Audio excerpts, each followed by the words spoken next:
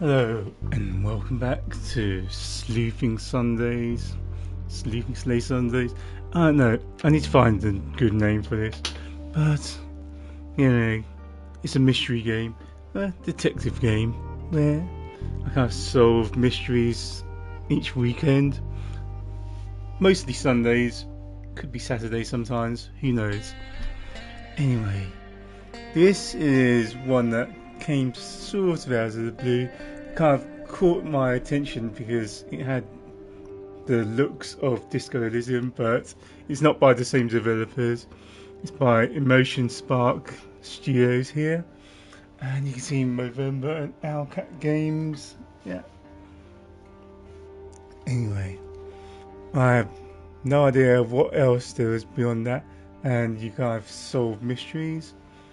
So, take a sip of tea and we figure this out.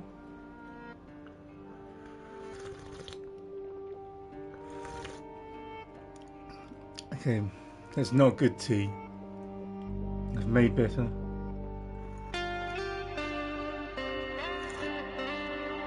But I'll go in for punishment, so here you go. Disclaimer, we do not support the use of unprescribed, purple or otherwise medication for mental health, and I warn you to avoid such things in real life. Alright, that is kind of like cheeky, kind of meta,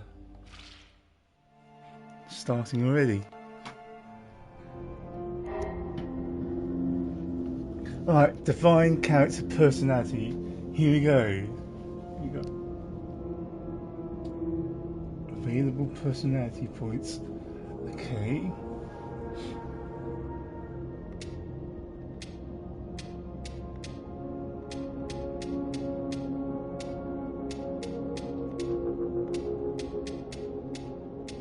Alright.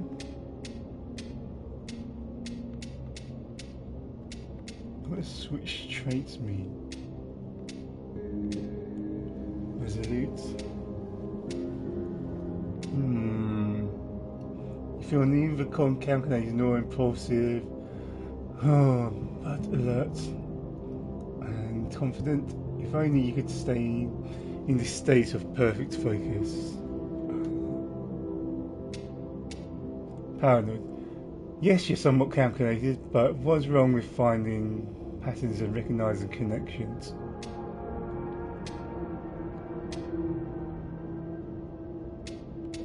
Yeah, you're pretty well calculated.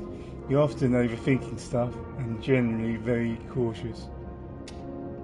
You're very calculated and have a plan, a backup plan, and then you keep reevaluating and upgrading both of them even when it comes to tiny shoelaces. They may call you too calculated, but what if you are only saying it to confuse you? What is in it for them? Better think it over. Or impatient. Your behaviour could barely be described as impulsive, but it's true you're not afraid to follow your gut. Sure, sometimes you act a bit impulsive, or, as you like to put it, you're quick. Alright, I need to actually test my mic, just in case. You're quick, it saves you time and energy. What does switch traits mean though?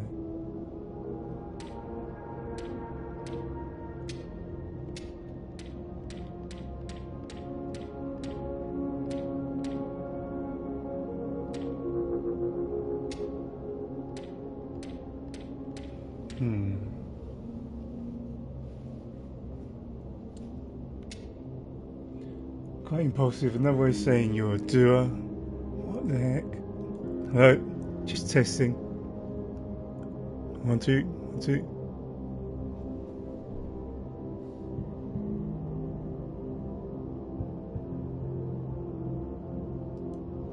Alright, sure. You are a very impulsive person, no question. Why make plans at all when you feel either change or abandon them mid-execution anyway? You're extremely, heedless and restless. You probably won't finish reading the sentence.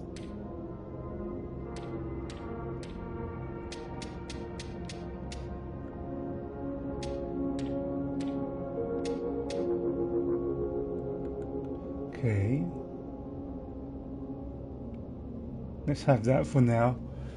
And then introverted, extroverted.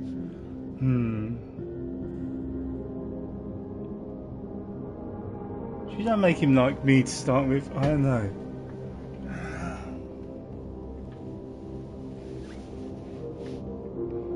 Ambiverted. You're neither introverted or extroverted, and you feel equally fine, completely alone as you do surrounded.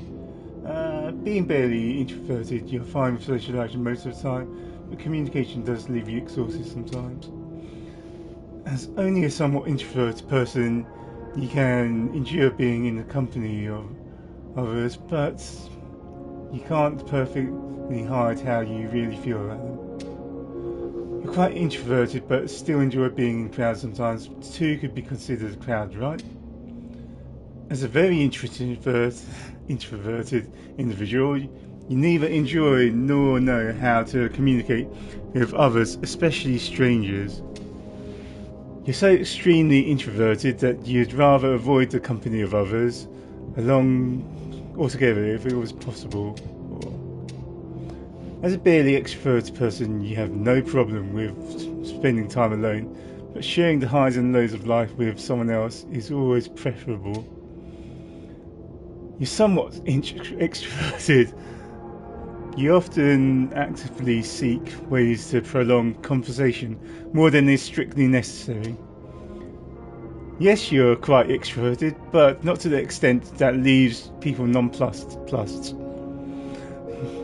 is a loss of plus 3 to be precise. But what? That leaves a lot of people nonplussed. Plus it's a lot more of a plus 3 to be precise. I get it. Plus 3 there. Being very extroverted only means you're assertive and not open, not pushy and in vain. Am I right or am I right? As an extremely extroverted person, you seek others and their attention at all costs. Only with them and through them is your existence meaningful.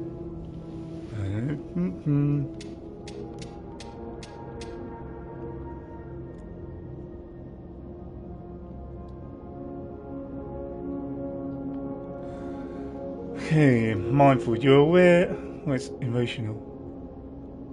Wait, is that social?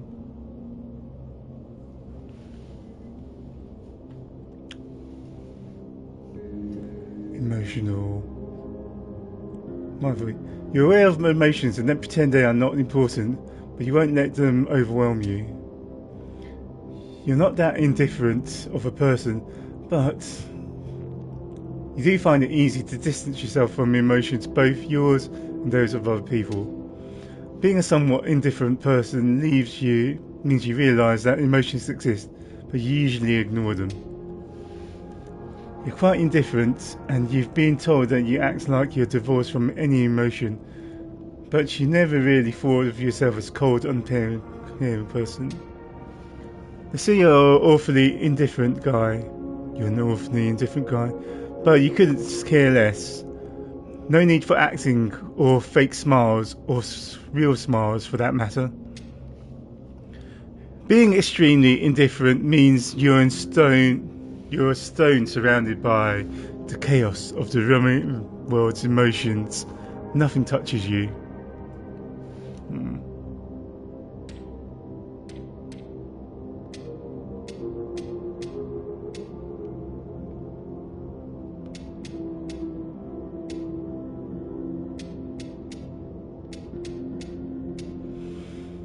You're not that sensitive, but you're not afraid of embracing emotions, both yours and those of other people. As a somewhat sensitive person, you easily empathise with others and are prone to surrender to your own emotions. Being a quite sensitive person, you see life as a struggle, especially when they tell you to just chill. Guilt-ridden. As a highly sensitive person, you recognise life for what it is, a constant roller coaster of joy and suffering. In your experience, mostly suffering. If I told you you're hypersensitive, you're surely not you'll surely burst into tears. For a good reason. Most horrible curse, and no one is to blame for it but yourself. Alright.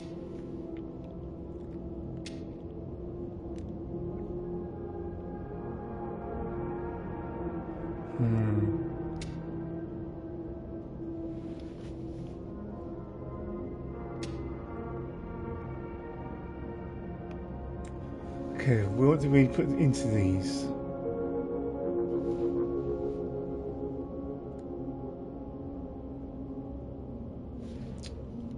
Okay, if I can switch that. Nosy.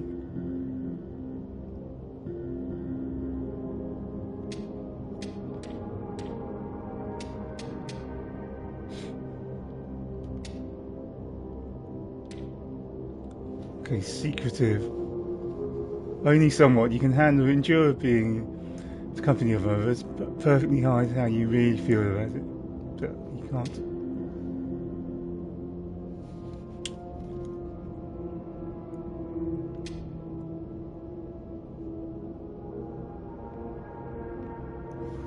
Okay.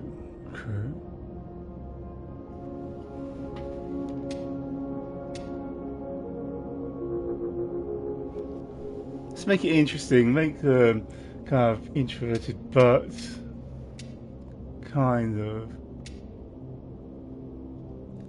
impulsive.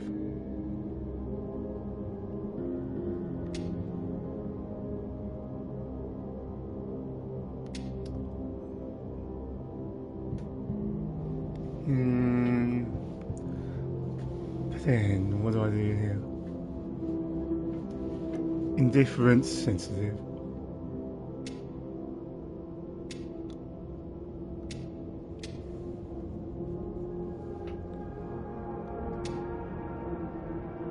You're quite indifferent from what you've been told.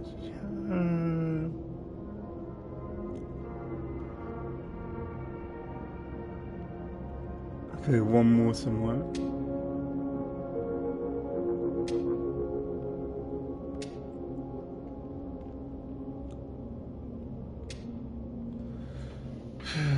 Why? Some of these things, it looks like I want to leave a point unspent, but I don't know.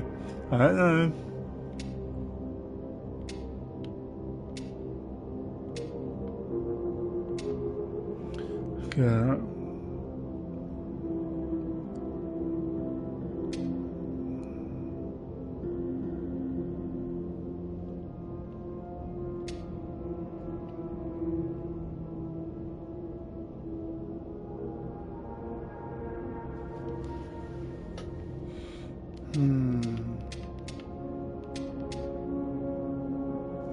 Yes, you're quite extroverted, but not to the extent that leaves people nonplussed. Plus, come on.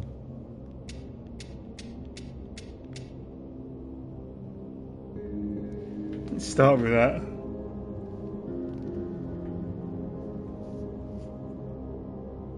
Spent too long on this. Hang on.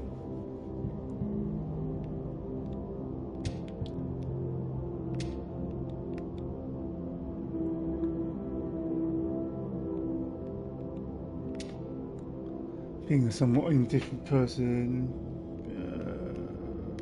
What if I just max one of these?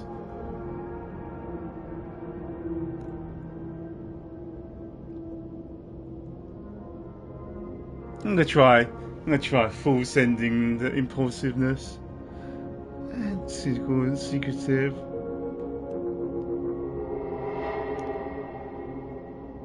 Before I held it. Right, here we go.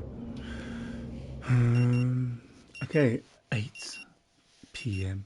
What? An alarm at 8 p.m. That's kind of weird. The frantic sound of a century-old clock nudges you back to the present. The stale air perfectly complements the image of the old motel room.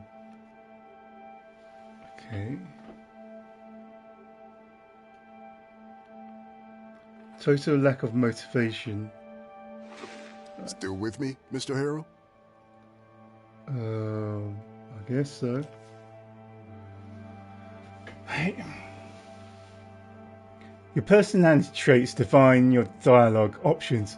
Some options will only be available if you have a certain trait, while others might be blocked by the same trait. Remember, these traits are neither good nor bad. They are a crucial part of role-playing a character with real personality. Okay, I understand. Show hints. I have hints for now. Just nod. Wait, blocked by secretive. You have my full attention. Lie. I don't want to lie. Let's try lying first though, because we're secretive, remember? He smiles. Mr. Harrow, I'm aware that you may be experiencing a slight lack of motivation right now. Maybe, maybe not. Status effects. Red ribbons on the character portrait shows the status effects your character currently has. Status effects have a negative impact on your personality and dialogue options. I understand.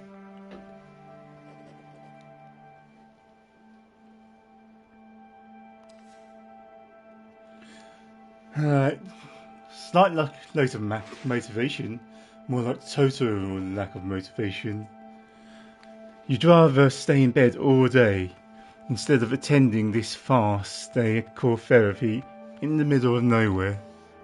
And we'll surely be coming back to this condition of yours later during our sessions. Okay. Personality. Your personality is represented in this part of the screen. I see it. Your personality access that's defined during character creation, as well as the trait that it shows. Select the trait to see what it is and what it does. I understand. But for now, I just want you to acknowledge its existence and try to stay aware of it at all times, if possible. Okay. Wait, what was that?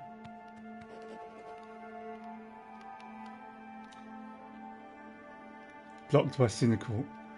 I'll try and lie. I'm fine and lie. That's good to hear. Now, in order to keep us focused, I always limit the session length to exactly 1 hour, hence the alarm. Okay. However, since this is your first session, I'll allow a few questions, if there's anything. Impatient, no questions, girl.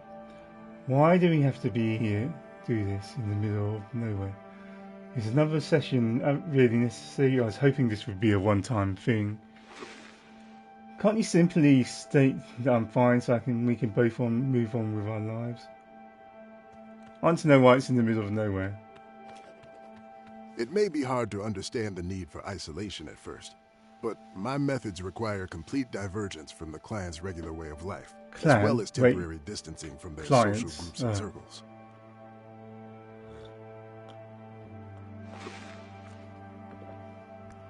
Stretch? This place is ideal in that regard. However, it's understandable that you need a period of adaptation to both this idea and to your new surroundings. The wiggly lines catching my attention. It's giving a sense of movement without movement. Feels like they're trying to go for the Spider-Verse Sony animation kind of style. Most recently seen in K-pop Demon Hunters.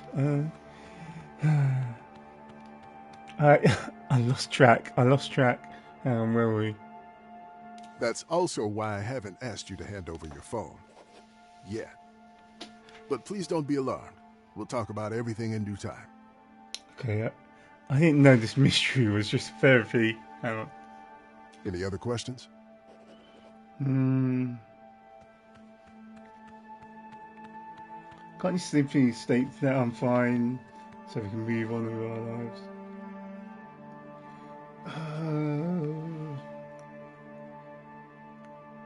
I'm kind of tempted to just roleplay impatient, So, there we go. Nope, that's it. Get up. You glance at the clock almost too fast for you to notice. All right then. That's it for today. Right. What was that? Through the door, you hear that sound again. You should go and check in at the office. Your room is probably ready by now. Oh, the room. Okay. Alright.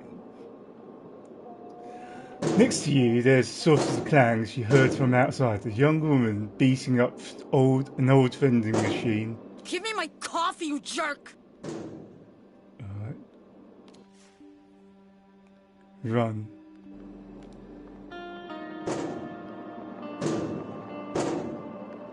Spit it out already! Okay, what does this want me to run to? It's not letting me into that. You thief! Looks uncomfortable. I'll break you open if I have to.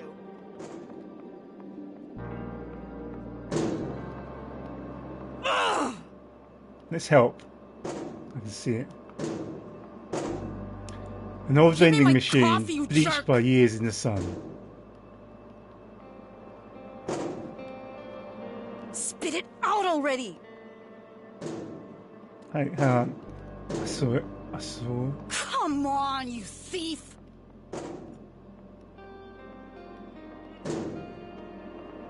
I'll break you open if I have to. Okay. Let's try the front.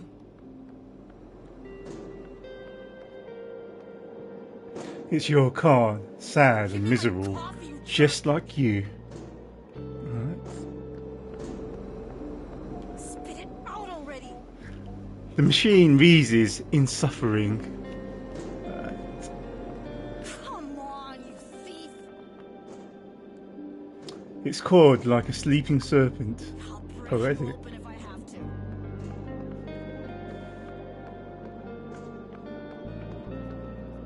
Okay, looks uncomfortable.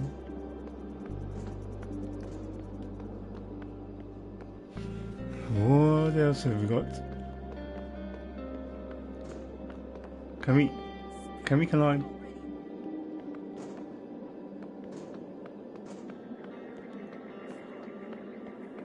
Right, we've got the climbing gun. Is that my room? It's quite a spacious looking room. A door marked with the number 5. Let's knock. A stocky man in his 50s opens the door. Yes? Sorry, wrong door. No problem. Okay. Doesn't seem to be any other options. It's kind of holding your hand here. Spit it out already. The paint is peeling from the wood of the door, but number 6 is new, shiny and chrome. Shiny and new. Try the knob. You press the knob and press the door, half expecting it to work. It's locked. Try again. Still locked. Leave.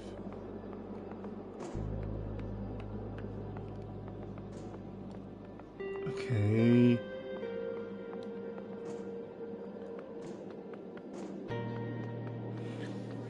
At the moment the movement is a bit clunky.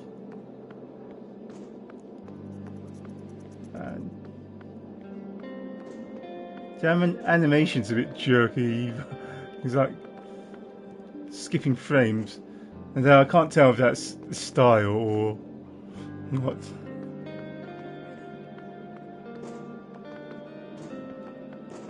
Okay. Come on, you thief. Room number 1 looks like there's nobody inside. I'll break you open if I have to. Can I speak? Alright, I can speak. Just took me a real while to figure out. Blocked by totally lack of motivation. Could she be here for therapy as well? Who knows? But unlike you, she definitely looks like she needs it. judgmental. Poor woman, she should consult with a real professional, not a charlatan like Dr. Fink. Nobody needs to be sent away from their home to this dump, regardless of their mental state.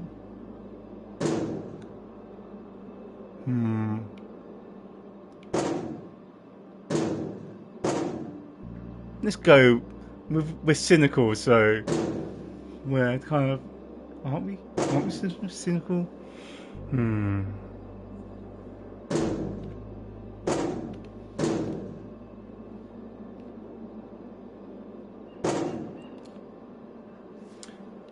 Maybe she needs someone willing to listen to her. Right. Why don't you say hello to see if there's something, if you can help somehow?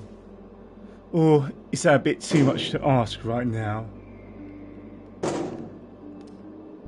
I don't even want to talk to her.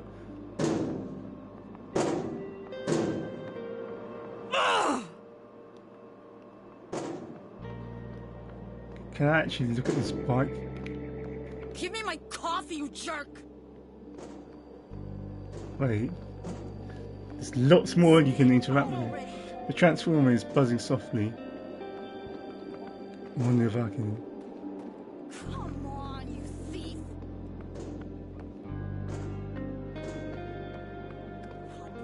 Alright. This is a time loop game, so exploration should help. Plastic bottles, some empties, others half empty.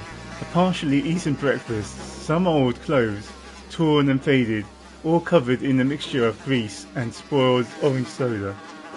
I love orange soda. I do. And amid this murky pool, you catch the glimpse of your own face. Stomp on the distorted image in the puddle, smudge the reflection with your foot. Just away. I don't want to splash myself, but I want to be dramatic, so... Impulsive is important. Let's stomp on it. Alright, now my shoe's wet. Hundreds of tiny ripples form on the puddle, but instead of obscuring your identity, even more details of your face emerge. Wow. Decades worth of new wrinkles appear, and the poignant expression of a man lost in time becomes even more apparent. The longer you look, the more you see it, the reflection of your inner self. That's not what's inside of me. Defiantly step into the puddle and onto yourself. I don't need to look at this, ignore the metaphor and just walk away.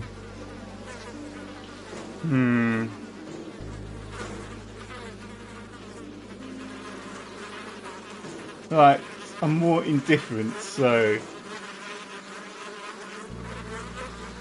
this seems to be it.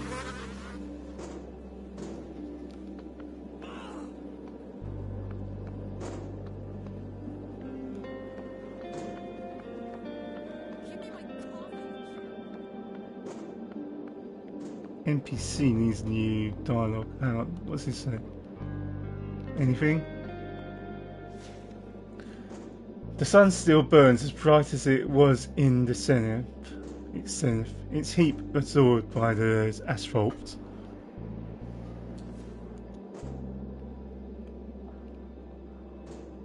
Stare at the road for a while. A feeling of longing and restlessness starts to well up inside you. You can't help but wonder what lies beyond the horizon, beyond the limits of this suffocating desert. But even if you weren't trapped here, you wouldn't go.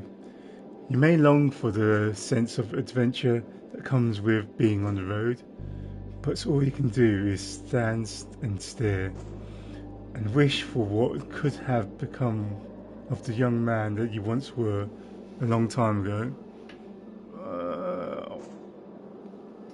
Sad.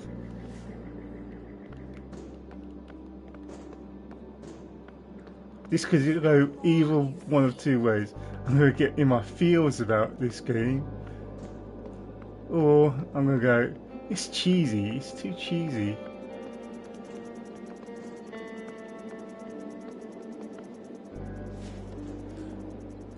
Same one. No, hang on. The sun still burns out as bright as it was at its zenith. Its heat absorbed, but that's all. You won't get far without a car.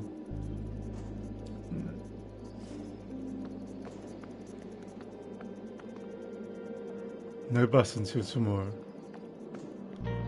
Looks uncomfortable, I know.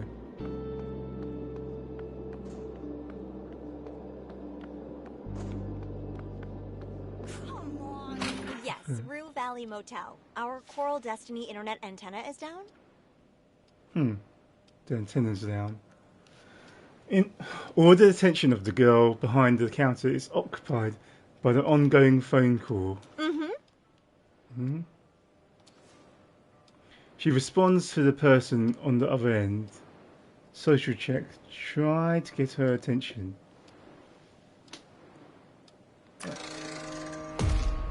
Failure. Too introverted. Right. No, that feels... It's best to let her make the first move. She'll soon notice you on her own.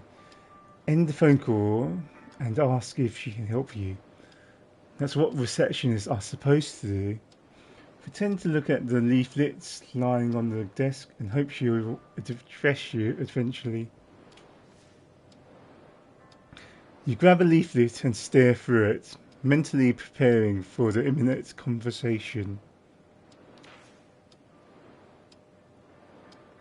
You either manage to look like you're really here for the leaflets or she simply does not care.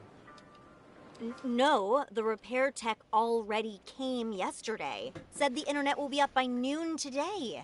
She just really wants the internet, I think. That's understandable, you know? It's a core tenet of the service. She says to the person on the other side of the call, no. After a dozen anxiety-filled seconds, you finally realise she is not about to cut her call short just because you happen to show up. That's valid, I guess. Let's have a look around though. Killing time. Time in the game does not progress outside of dialogue, so in order to wait until certain events happen, you need to find a way to kill time. Usually you can do that with various items and interactions around you. For example, reading a book, scrolling through the phone, or just chilling in a cozy chair. I understand. Why did I read I understand? That's not for her. Grab the cheap looking pen. Pocket the pen. Let's be reckless. Right. Items you pick are presently here. While not in the dialogue, you can select them and interact with them. Also, some items will show more information on their icons. For example, availability of internet connection on your phone or battery level. Right, how do I get it? Yes, I have rebooted the modem. Right. A sudden burst of kleptomania overcomes you, but luckily the receptionist is so out of it she doesn't notice your misdemeanor. Right. She says to her conversation partner, clearly annoyed, well, you're one cheap plastic pen richer now, but you're still bored out of your skull. Check out the leaflets. I'll just there. A picture of a huge rocket and a group of people in red jumpsuits cheering with bottles of water. Above it all, the Coral Destiny logo. Look on the other side, take the leaflet with you. Take the leaflet. Look on the other side. A picture of an endless desert. The caption at the bottom reads, "Free bottled water for the people of Rue Valley, courtesy of Coral Destiny, a favourite space agency." There's a space agency involved? That's weird. Let's take it with me. You put the leaflet into your pocket. Let's doodle something to pass time. Until she finishes the call. Never mind. I want to look around still. Of course it's urgent! Our guests don't have Wi-Fi.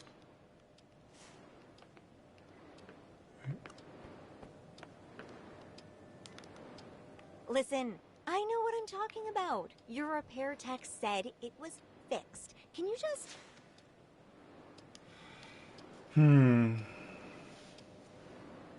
The phone beeps to life with a lock screen that's obviously years old. If it wasn't for a collection of pixels, it would be musty with age and neglect.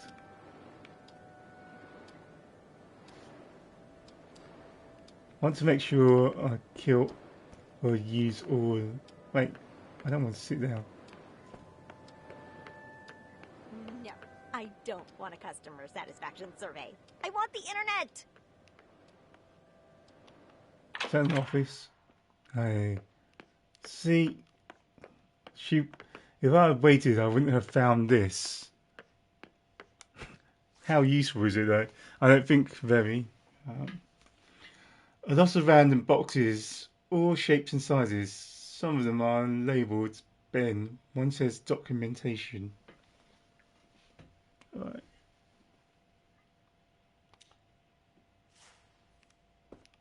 Who's Ben? Me?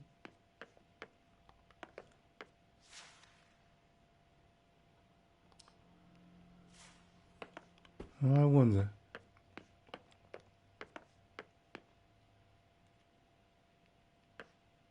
Sometimes I'm kind of thinking about the main animation for the characters.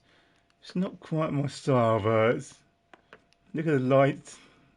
I like the kind of dot art.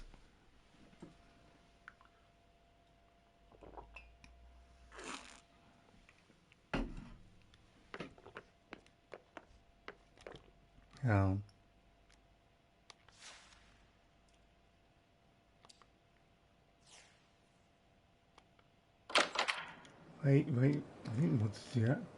Hi, yes, Coral Destiny Antenna, Rue Valley Motel. Oh, A picture of a huge rocket and a group of people in red jumpsuits. Oh yeah, I've read this. RVMT. I don't want to read that again. But what if... No, I'm trying to be... I'd have to try and be in character.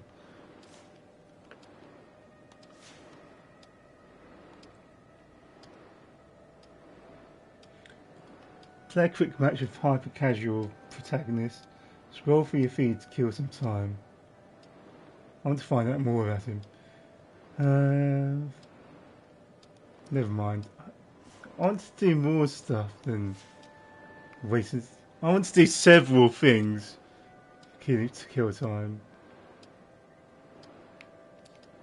But apparently you can only do one. The text said it'd be up by noon today, but it's 8 p.m. now. I want to do doodle. Yes, your colleagues already suggested I reboot the modem. I even tried a backup router. Alright, let's doodle.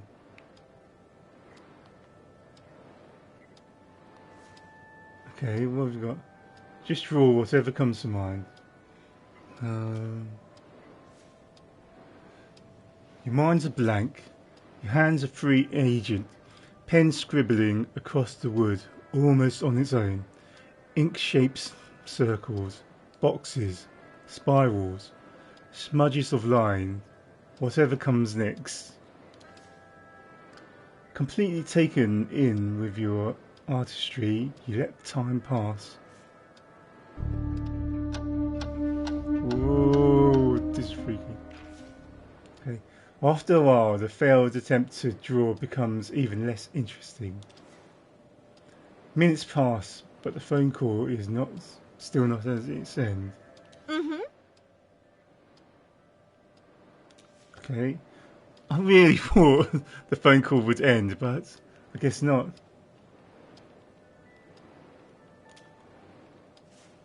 physical antenna. Yes. On the roof. Yes.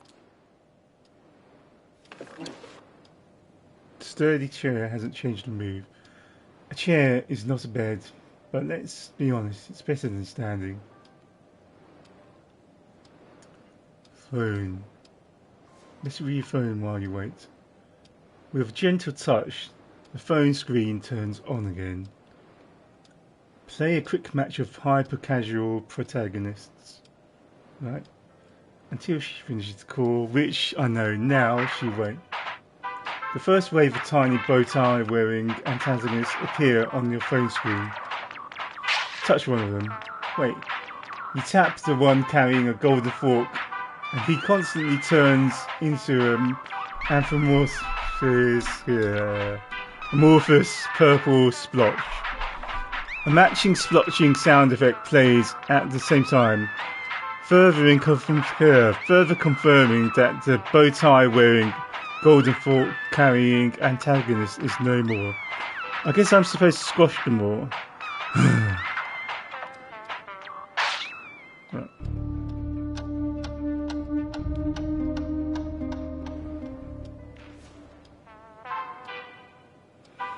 As your mind spins around the absurdity of this game, and while your fingers roam aimlessly across the screen, a group of tiny bow tie wearing antagonists gather near the pile of boxes at the bottom of the screen. Keep squashing you.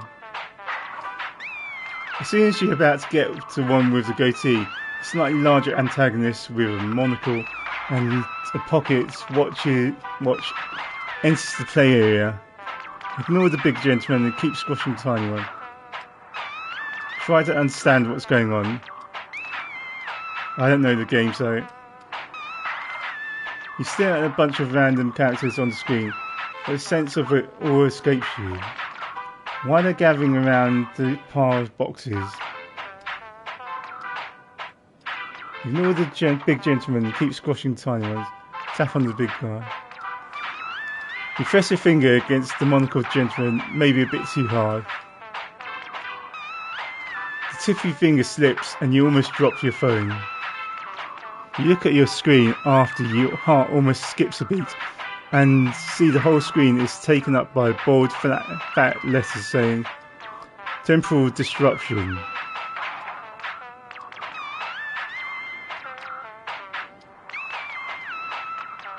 What the hell is going on? The letters disappear and you notice that the whole screen is frozen. The antagonist gathers around the big pile of boxes, standing still in their weirdest poses.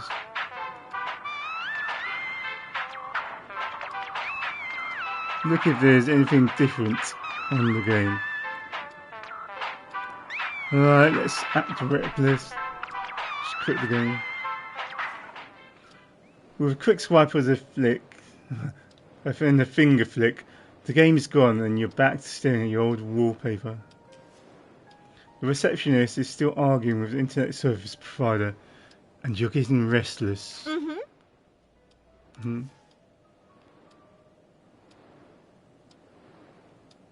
Check out the leaflets. Cheering with bottles of water above it all, the tiny letters that contain everything you're not interested in.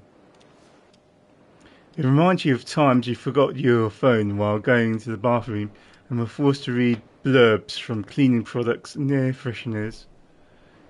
Just read on. Can't even imagine what people had to go through before smartphones were invented.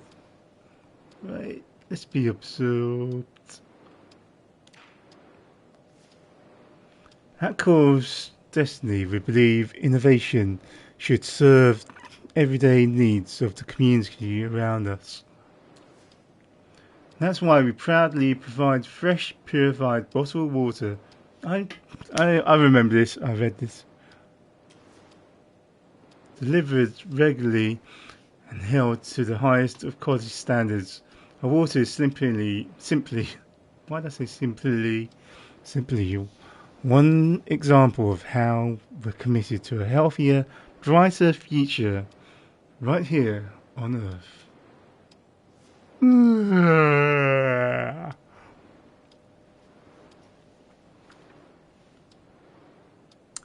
Your eyes keep reading, but the information doesn't reach your brain.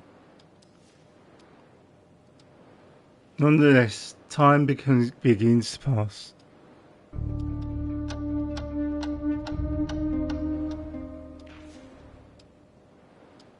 After a while, you realise you switched from reading text to just looking at pictures. The art is ugly. I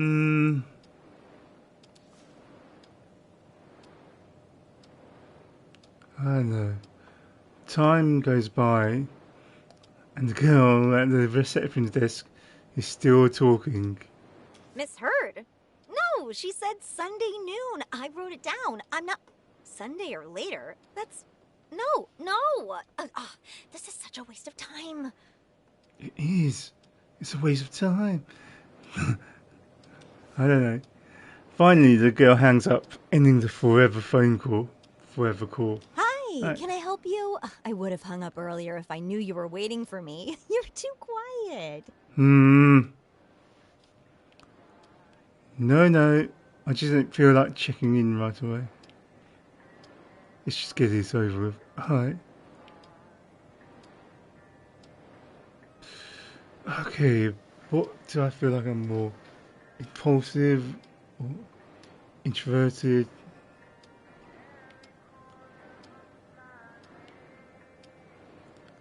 Let's be a little friendly.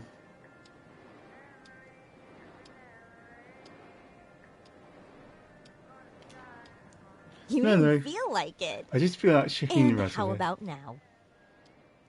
That's good. Okay, yeah. Let's get you into your room.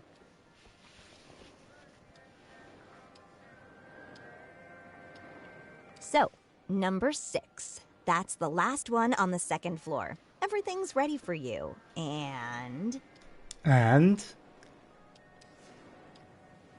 She raises her hand, holding a piece of blue and red plastic keycards. I don't know. This is your keycard. Yeah. Thank you. Reach towards the keycard, nod, and wait for her to put it on the counter. I'm gonna be an ass and nod and wait. Oh, I see you're confused by this. You were expecting an old-fashioned key, weren't you? Maybe, because I see one right behind you. But, She excitedly waves the card around her head. Well, we decided to modernize for a number of reasons. Miraculous snatched the keycard from her hands. That's great. May I? Point towards the keycard. I'm just going to snatch it. I chose this, so let's roll with it. Okay. Wow. All right. She puts some kind of document on the counter. I'll need your signature here. She looks all over the counter, then under it, puzzled. Oh yeah, I took the pen. Sorry, there was supposed to be a pen, but I must have misplaced it. Just a moment, I'll find you another one. No need, I have my own. Take out the pen you took earlier. She's going to notice, and I'm blocked by impatience, so I can't wait. Oh, you have one of those pens too. What a coincidence. So your signature goes here. Okay. Thank you. I'm here if you need anything. Enjoy your stay. I won't. Bye.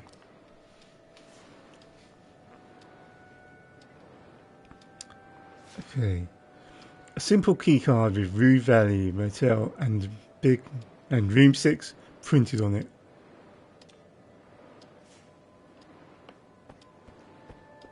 Let's see if he notices me walking there now. Okay. I guess it's a laundry room, so maybe guests are supposed to do it there.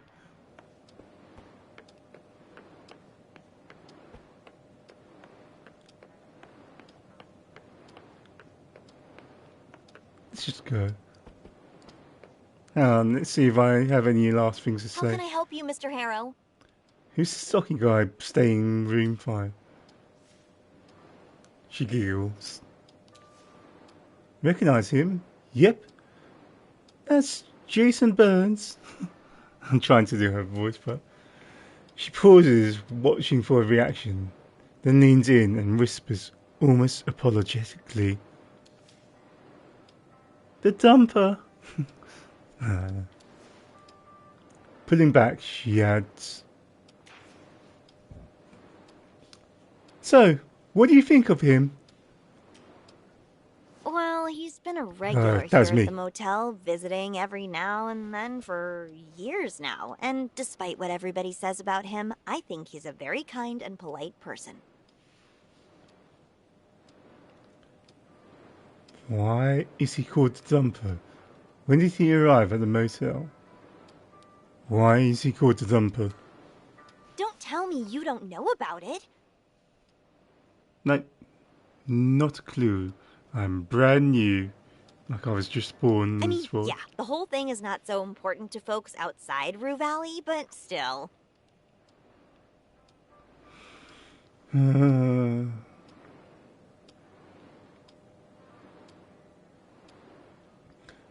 Yes. Now that you mention it, I may have heard about it. I don't know Well, what of course you secretive is did. it.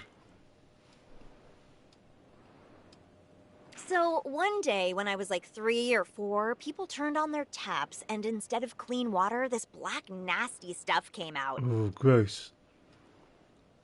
This is going to be environmental.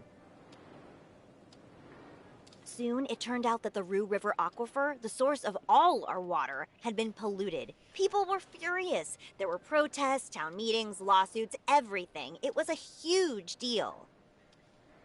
That's when Jason Burns' name came up. He previously worked for Apex Ore as some kind of waste manager, and they said he was the one responsible for all of it. That he dumped a bunch of chemicals into the ground and let them leak into the aquifer.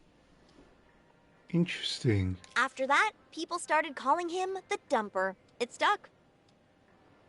And, well, the water is still bad, so... yeah, I forgot to tell you, don't drink it. The leaflet about the bottled water kind of makes a lot of sense now. The free bottled water as well. Kind of gaining some favours, I think.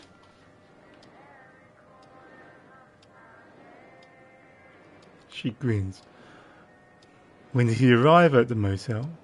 When did he arrive at the motel? I don't know how to say this.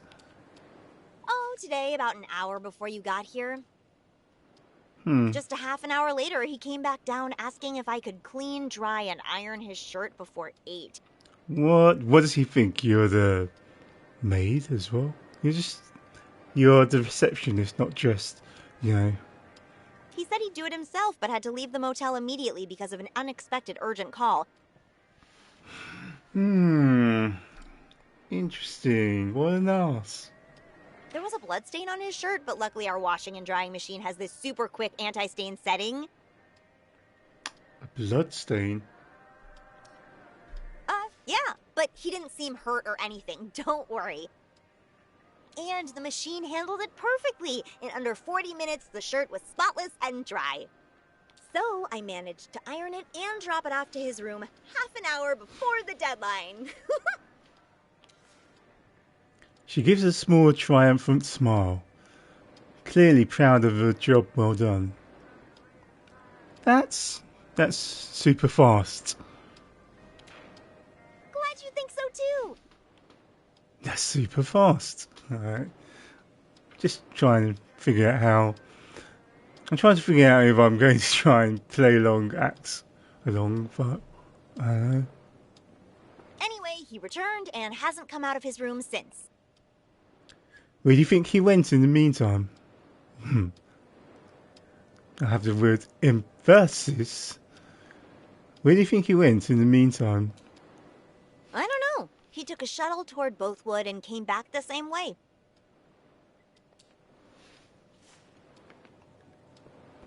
Okay, I'm weird. I just left.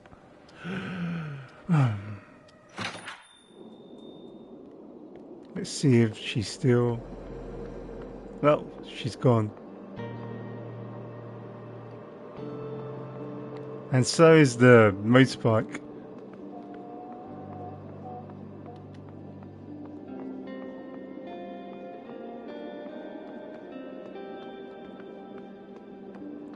Okay, she was a biker.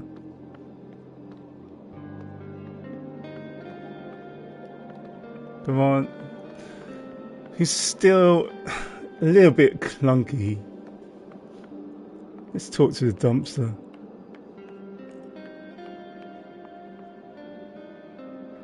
Nah, there's no reason to. I'm trying to roleplay a bit better. Room card 6. Unlock the door with your key card. Tiny green dot of light shows up above the knob. Near the knob. Above the... Yeah, I'm taking in the information but reading the wrong words. Shows up near the knob. The door is unlocked. Okay. This is a sad little place. The armchair looks exactly like the one in Dr. Finch's office and in the reception. I don't want to sit just yet.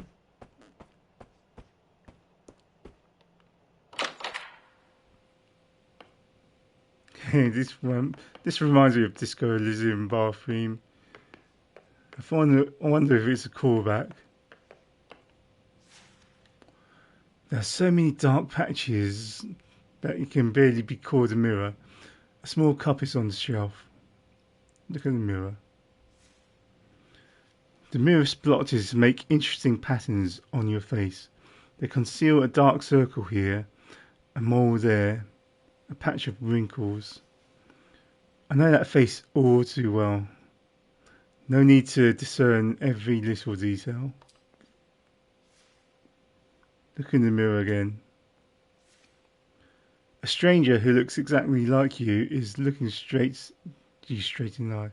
Why the different descriptions about what's happening in the mirror? Ah.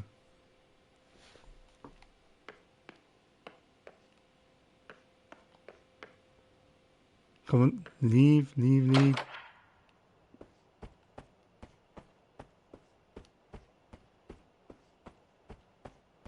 Okay.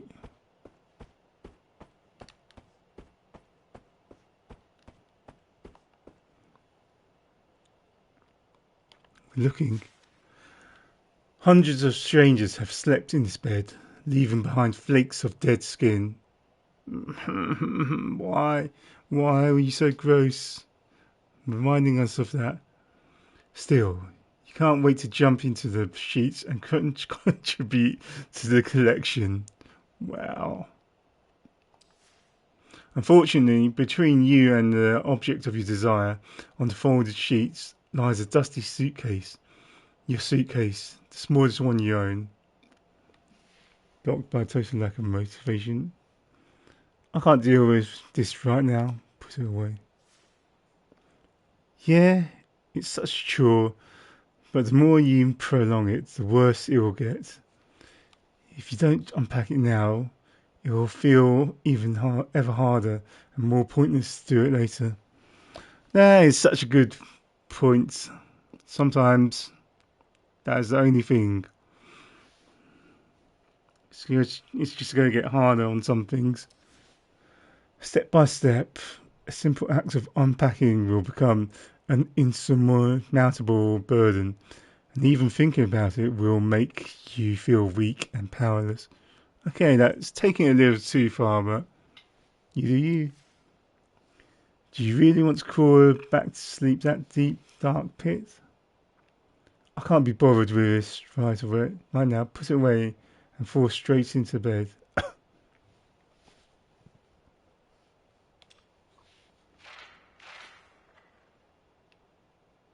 Okay.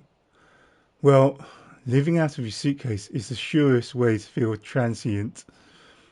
This way you can at least continue telling yourself that therapy will be over soon. And now that the suitcase has been dealt with, this motel room is officially your home. This can never be home. It will do. He's impulsive, so, you know, and a little indifferent, so that's the spirit.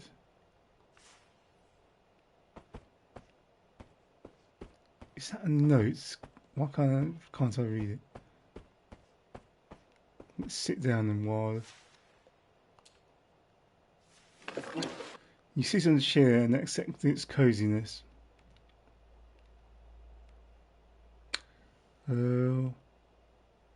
How's being impatient blocked out action?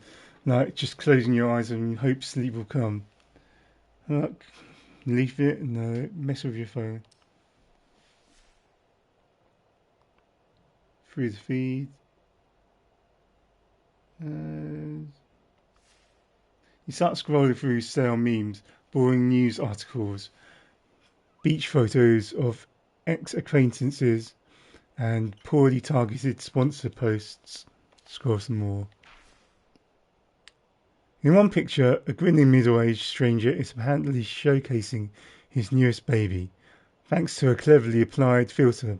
Both of them sport donkey ears.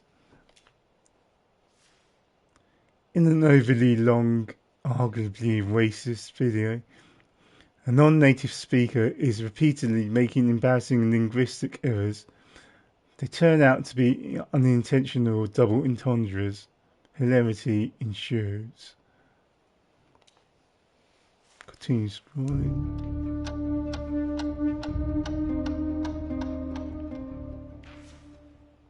After a while, you realise that neither the pictures nor the posts are loading correctly. Check the signal. 1 bar.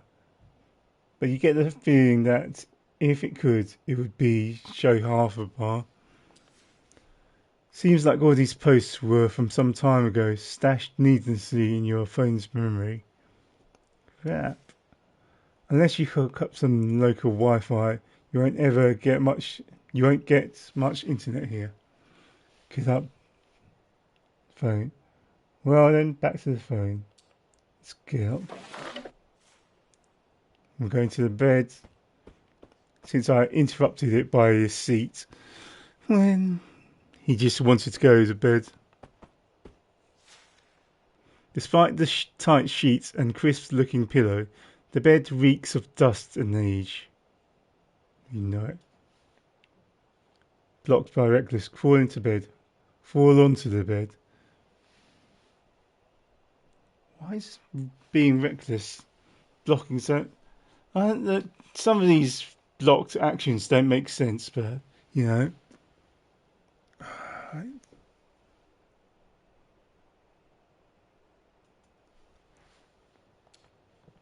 It's falling onto the bed.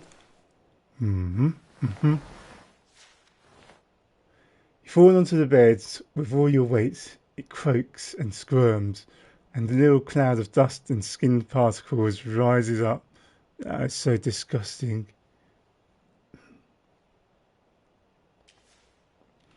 As soon as your head touches the rough pillow, though, tiredness overwhelms you. Coming to this nowhere hotel to attend therapy you don't need has drained you both physically and mentally. You're desperate to get some sleep, yet after weeks of wakeful nights, you know it won't come that easy. Check out the leaflet. I've already read it. So I'm going back to that thing earlier with the game. With a gentle touch, the phone screen turns on again. Play a quick match of hyper-casual protagonists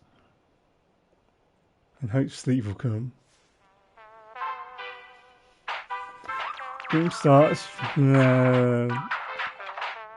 Already familiar antagonists appear, wreak havoc with a pile of boxes, squash them all.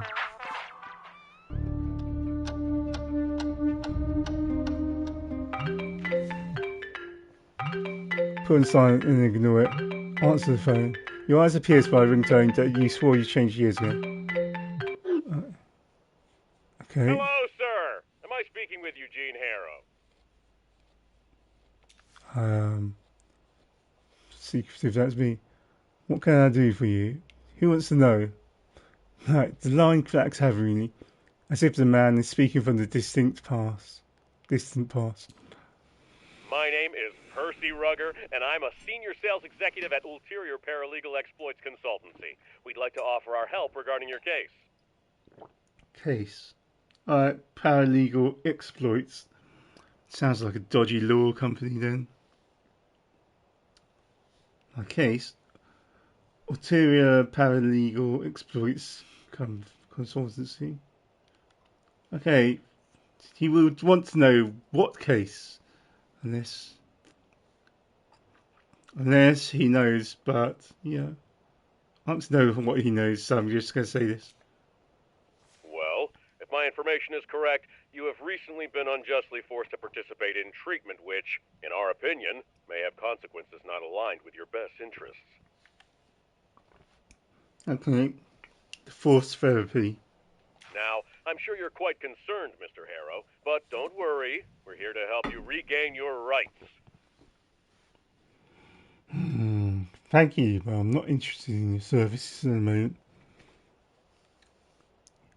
I feel like he's impulsive enough to want to listen, but secretive enough to, do that.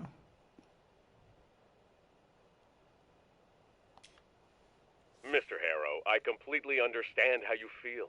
Even for me, it's hard to talk, hard to even think about the injustice that has occurred. But we will work together to put an end to this undue response to your, well, unique situation. Okay. I mean, we have only known each other for a couple of minutes, and I can already see what a strong-willed individual you are. You know what you want, and nothing will stop you from getting it. God, stop kissing ass. So I presume you're ready for the next step in our cooperation? Well, he's impulsive and indifferent, so he's more impulsive than indifferent, and he's kind of introverted, so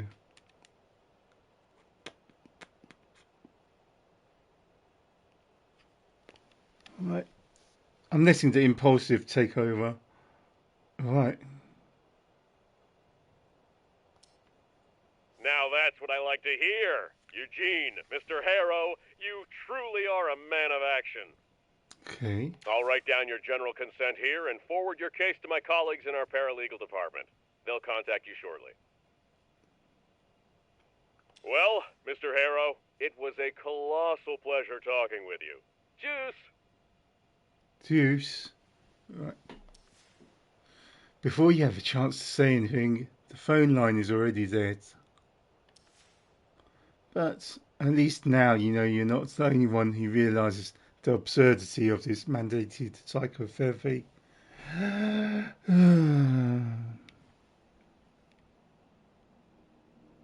Okay, why does the leaflet keep coming up? But then again, so does the phone. And the phone's the only thing giving me answers.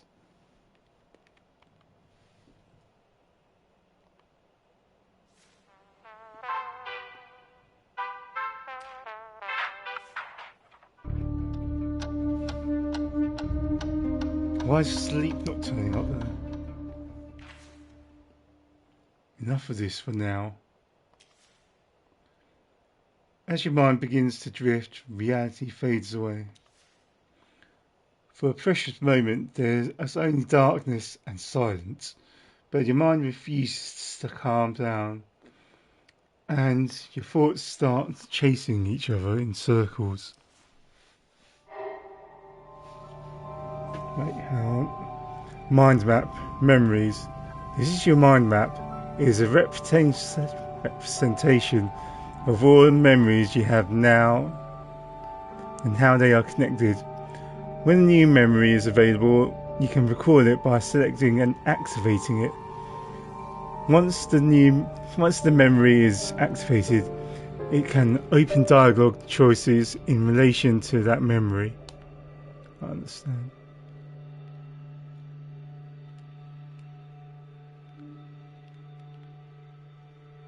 What's this? Jason Burns. Right, stocky guy. Jason the Dumpster Burns. He's regular at the hotel and seems to have quite the reputation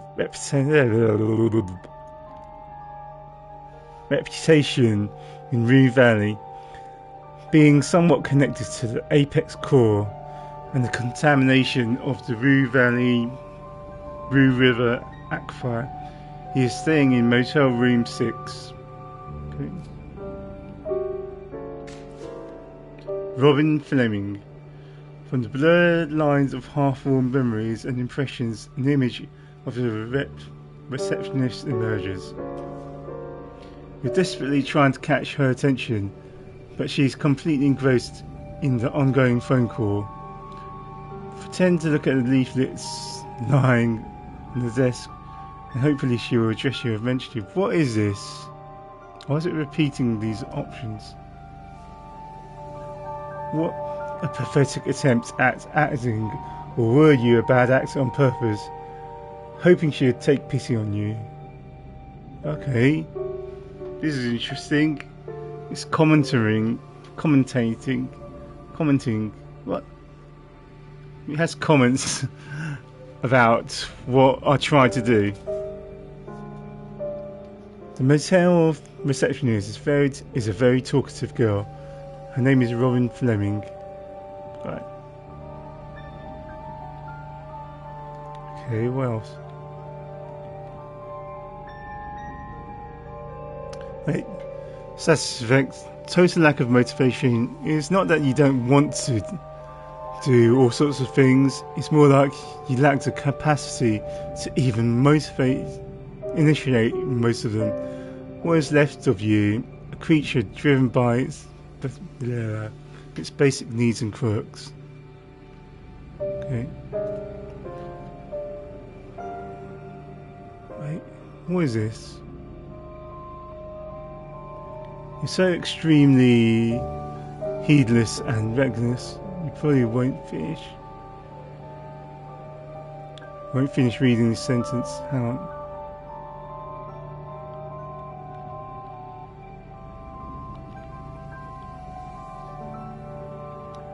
Wait for this. Enough is enough. Okay.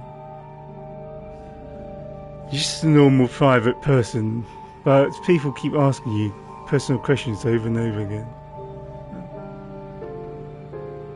Cynical. You're not the problem the world is.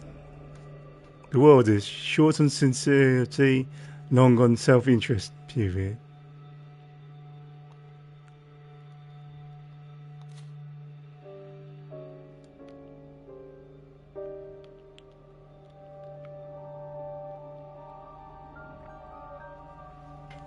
Wait.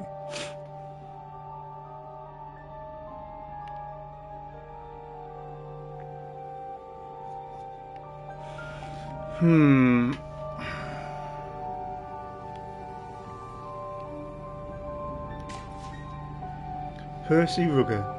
You see yourself lying in bed in your new hotel room, holding the phone to your right ear. My name is Percy Rugger, and I'm a senior sales executive at Interior Paralegal Exploits Consultancy.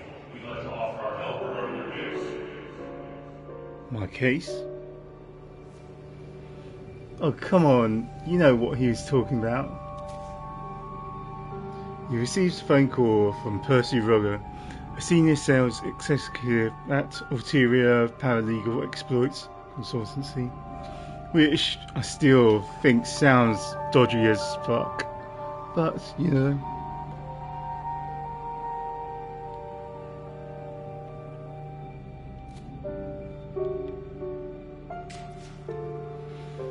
Out of swirling images, the bushy eyebrows of your new psychotherapist emerge, bouncing up and down as he talks.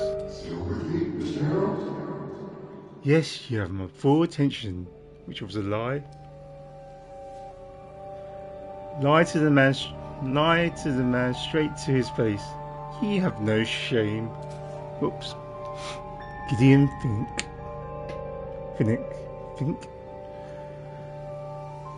You have survived the first session with your psychotherapist, Dr. Gideon Fink. Despite your effort to act normal, it seems he plans to keep you here for some time.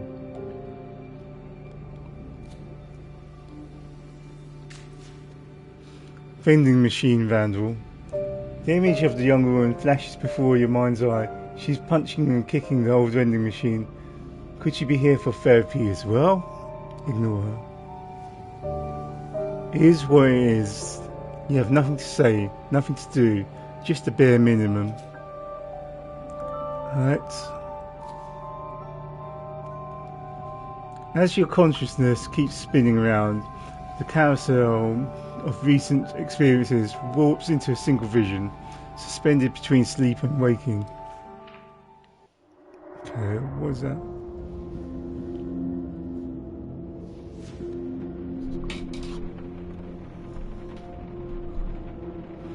You find yourself staring at the smallest suitcase you own, perched on a rumpled motel sheet.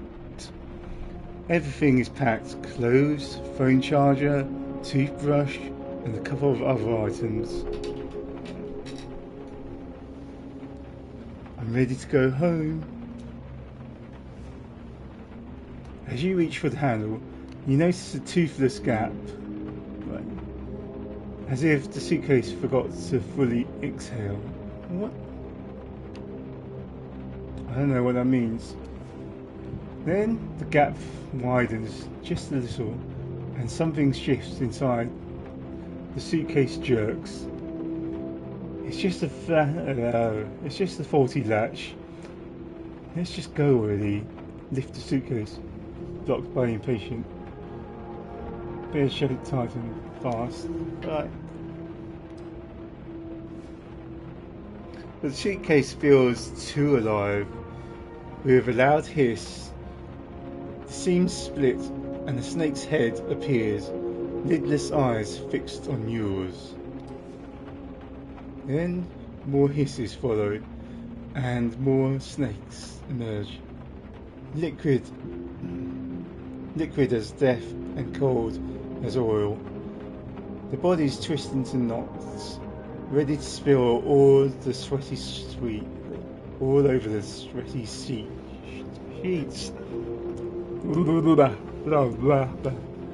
Close it, shut it now.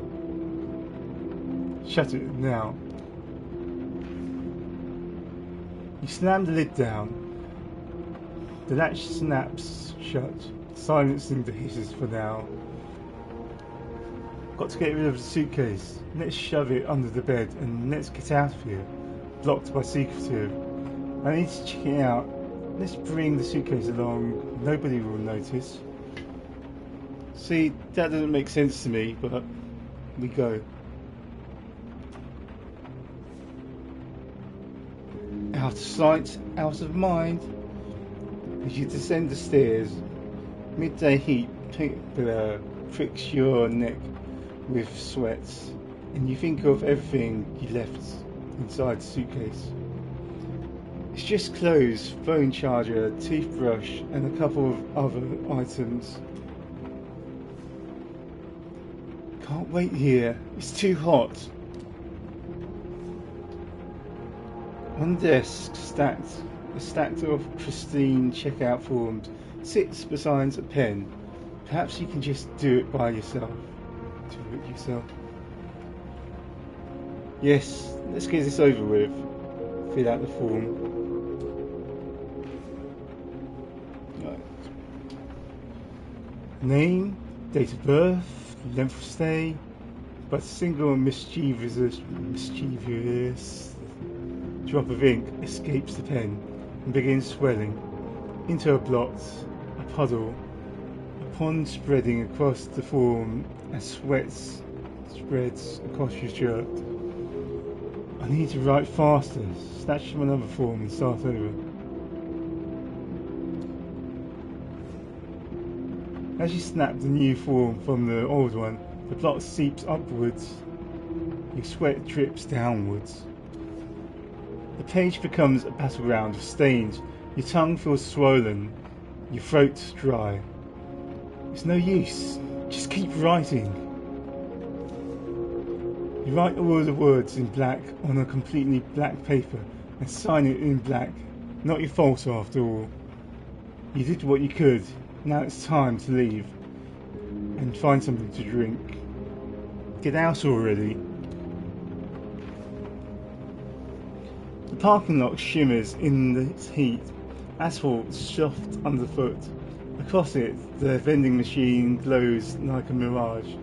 Its glass forged with condensation. Insert a coin. Press the button. The machine hums, light flickering, but no bottle comes out. Insert coin, press the button. You drop another coin, clink, press, hum, still nothing. Insert coin, press the button.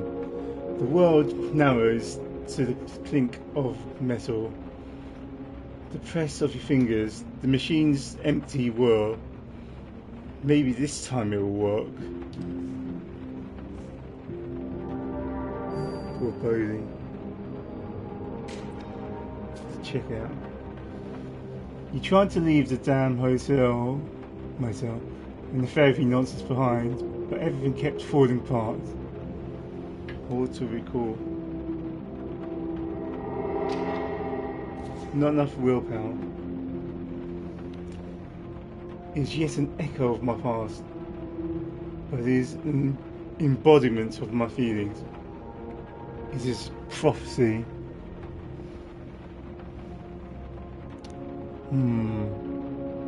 Don't worry, it wasn't even a real memory. It is prophecy. A prophecy.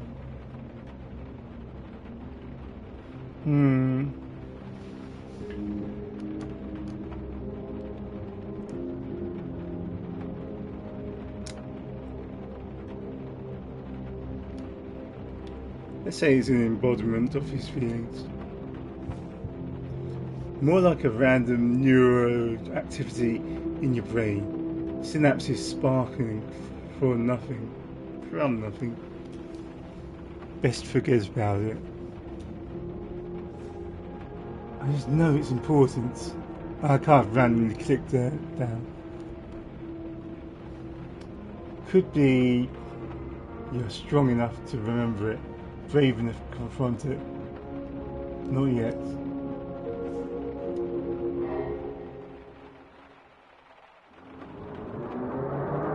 Okay, what's this?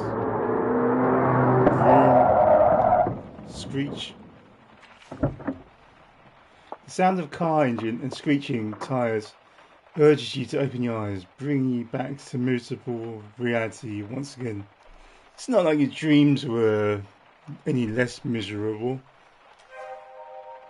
Your head is still spinning. What? Status effects modifiers. Some status effects can have greater impact on your personality. Firstly, for example, nudges you just 1 point towards the impulsive side. Some other status effects have a much greater influence, and in some cases drastically change the personality you defined in character creation. I understand. Right. Your head is spinning in a whirlwind of uncontrollable thoughts. Your nostril picks up a curious smell of dust, and your throat is dry as a desert. It was foolish to hope you'd fall asleep. Blocked by thirsty, stay in bed. Firstly, get up and find some water.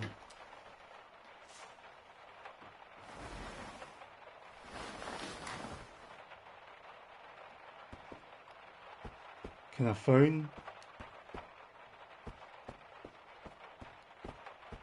It's empty. That looked like it was water. Oh yeah, no tap water.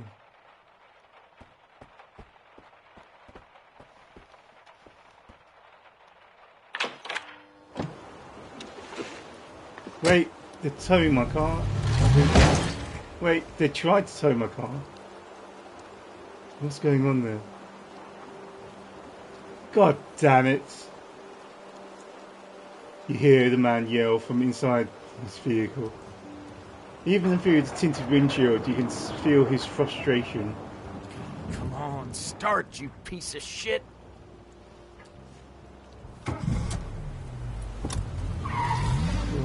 He tried to tow my car. I'm pretty sure of it. Judging by the careless driving you just witnessed, the man is either under the influence or another patient of Dr. Finks. He seems in a hurry. He was probably drunk. He seems in a hurry. Yeah, he tried to be in and out. In a hurry to break his neck, perhaps. Come to think of it, could it be that's exactly what he's trying to do? I'd rather not think about it just now. Right, let's find something to drink.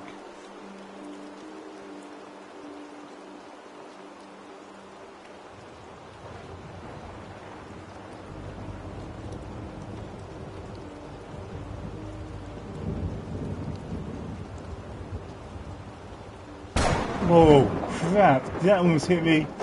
You jump as if someone just stabbed you and jabbed you in the stomach. For a split second, the whole world was exploding. But it was just a thunderclap, the loudest one you ever heard. Says, we'll never dull moment here. Shrug it off. At least my reflexes still work. Let's be cynical.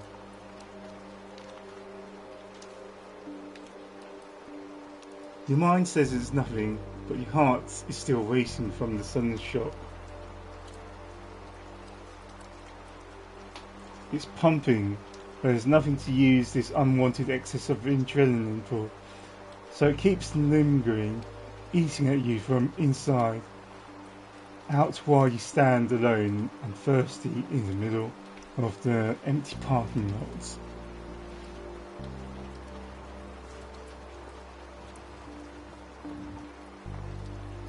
Not thirsty enough for that.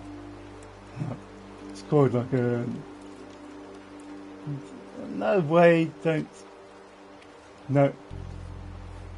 Is this your first desperate thought? Water is your first desperate thought.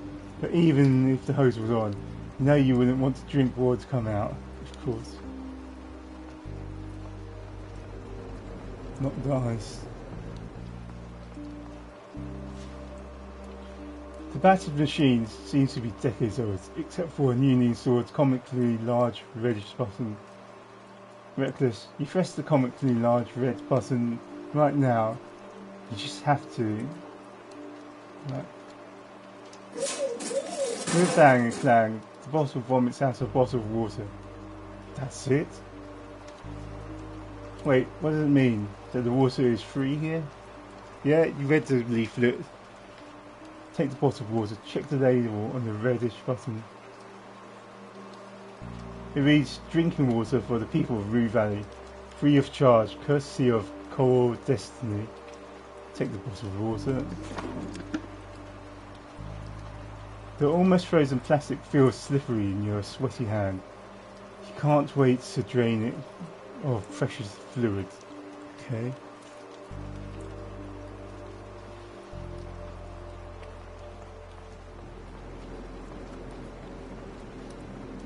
Machine wheezes in suffering.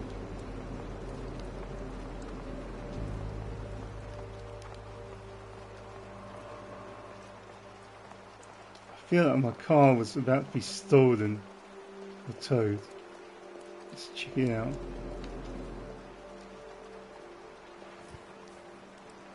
It's just your car, sad and miserable, just like you. I wonder what happened to the puddle. Puddle's still there.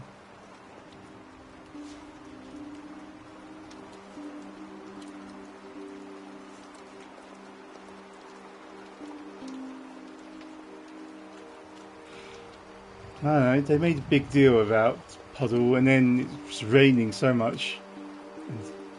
What? I don't know. Seems slightly unrealistic to me. What's going on? Wait, why did that boom? Wait, what? Hang on. Suddenly the night sky turns blood red, and you feel an infinite scream passing through everything. Unbearable anxiety washes over you. Hide. Alright. But you can't hide from the whole sky on fire any better than you can hide from your own past. Anxious and apprehension. What? At least I don't have to face it. Close your eyes. What the heck? Your eyelids connect and darkness greets you for a mere second. But as always, the carousel of suffering starts spinning immediately. Anxious and apprehension. How do I stop? How do I let go of it? How do I let go of it? What kind of answers is that? That's easy, simply let go of yourself. What kind of answer is that? Nobody can stop being themselves. I'm just going.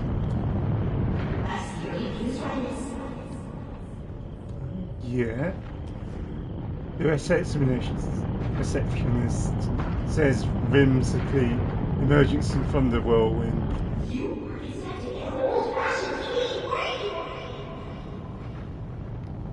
No, I wasn't expecting. What I wasn't expecting is you. But the receptionist disappears, and instead the fiery sky begins burning its way through the darkness, cutting several straight narrow slits in your closed eyelids. Right, just another test quickly. Hearing myself. Here. Maybe, maybe not. I want this to stop.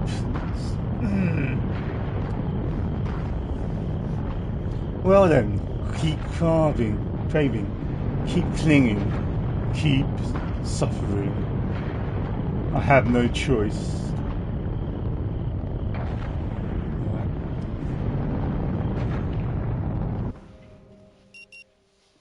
8 p.m. again.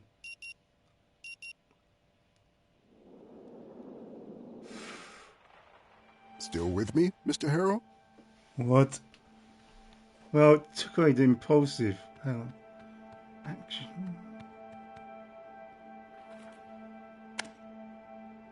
My personality's changed. Wait. Stop the carousel. Focus somewhere else. I need to focus on something else. I need therapy.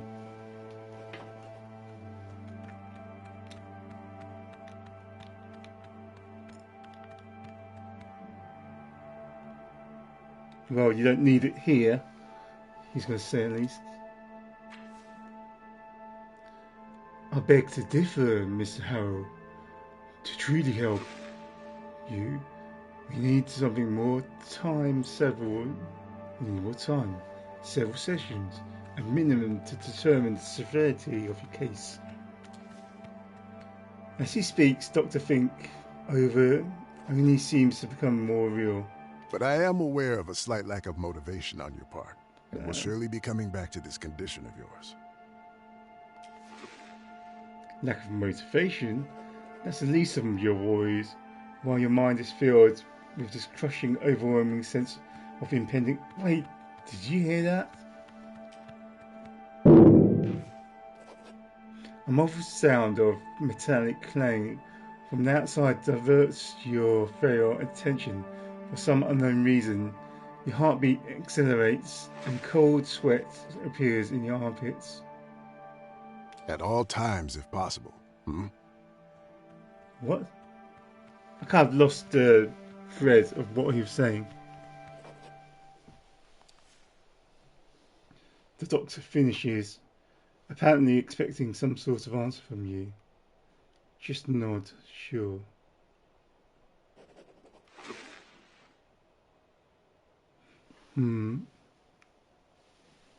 I did space out, but...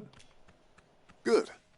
Now, in order to keep us focused, I always limit the session length to exactly 1 hour, hence the alarm.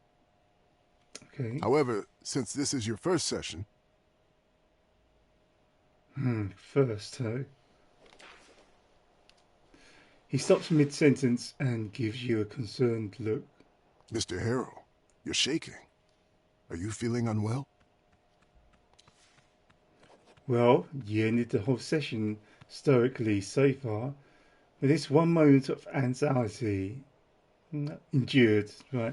You endured the whole session stoically so far, but this one moment of anxiety, it could completely ruin your chances of being sent back home anytime soon. Emotional check. Try to act like the stable, well-rounded, well-adjusted person that you are. Right, success.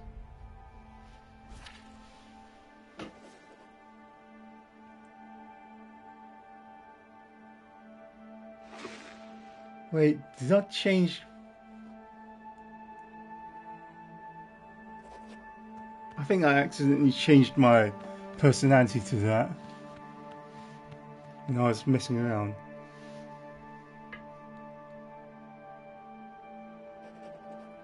In that dream sequence.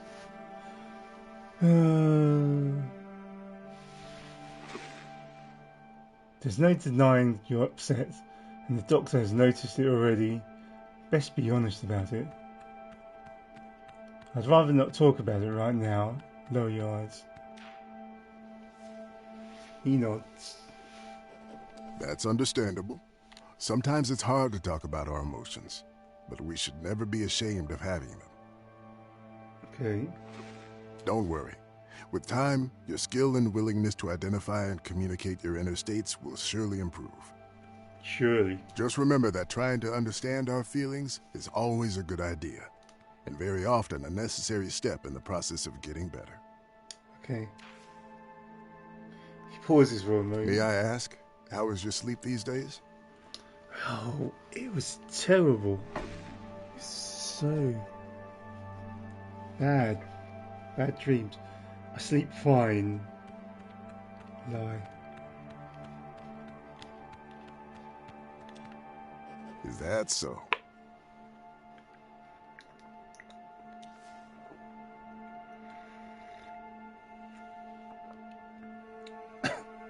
He seems to inspect the dark circles under your eyes. Well then, just in case you have trouble adjusting to your new bed. He opens his hand, revealing a single purple pill lying on his palm. Yeah, it's a purple pill they mentioned at the start of the game. Okay, there's no reflection in his glasses. Above them is a pair of bushy eyebrows. Okay, why are they talking about his eyebrows so much? Maybe I'm paranoid. Look at my bushy eyebrows.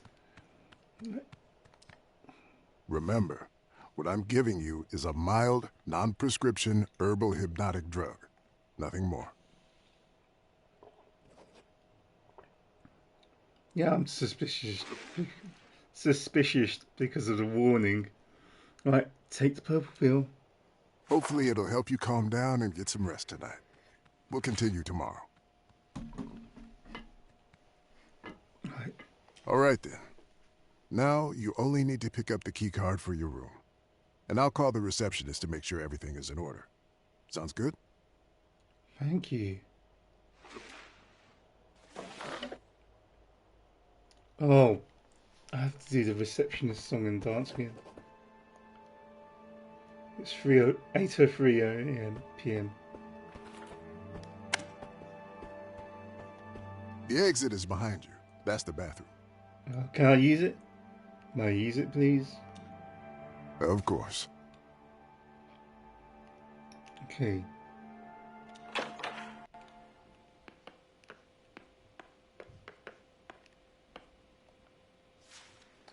The book's cover is dominated by a stunning redhead, her face elegantly made up, her dress tight. Shadows gather all around her, but a gun in her hand shows she's ready for any threat. Not to mention that with that delicate, I know what it is. It's collarbone, but decolletage. But I haven't really said it out loud before.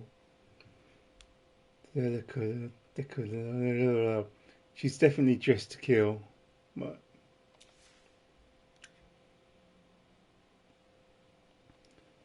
okay, above the woman, the title Lilith Undercover. Below the author's name, T.J. Sampson. Toilet literature, ignore it.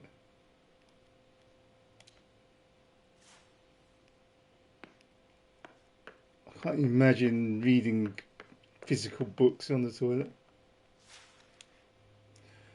A troubled and disoriented man meets your gaze from the other side of the mirror. He looks exactly like you, but somehow doesn't feel like you. What's happening to me? You must have gotten lost in thought for a moment while the doctor was speaking. It wouldn't have been possible more than a couple of minutes ago, but it feels like an hour has passed since. And then the sound of the old alarm clock awakened you from the daydream you can't remember, and this overwhelming tsunami of dread appears out of nowhere. Swallow the purple pill with some water. Turn the tap. What? I don't want tap water. Splash some water on your face and calm yourself down. As soon as you turn on tap, a horrible smell fills the room. A stream of black water flows from the old pipe. Gross. Whatever. It's not like I'm going to drink it. Not reckless. Wait. Okay, I'm not reckless anymore. I've changed my mind. I'm not touching that water. Right. Tap lets out a sad squeal. Swallow the purple pill with some water. Turn on the tap. No, leave.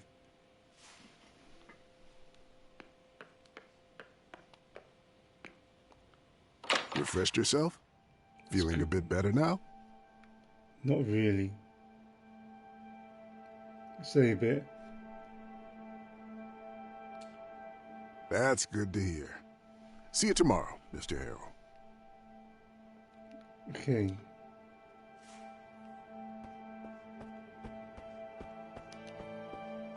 Let's see if the time's changed. Still 8:03. Okay. That's weird. That's weird.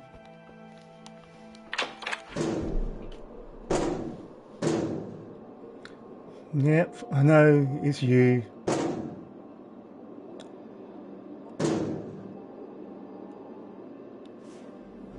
Makes you even more nervous. Give me my coffee, you jerk!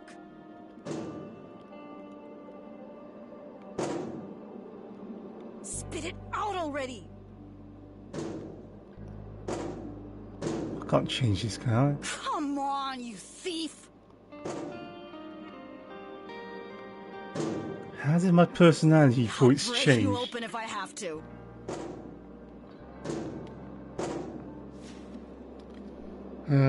Just get away from her.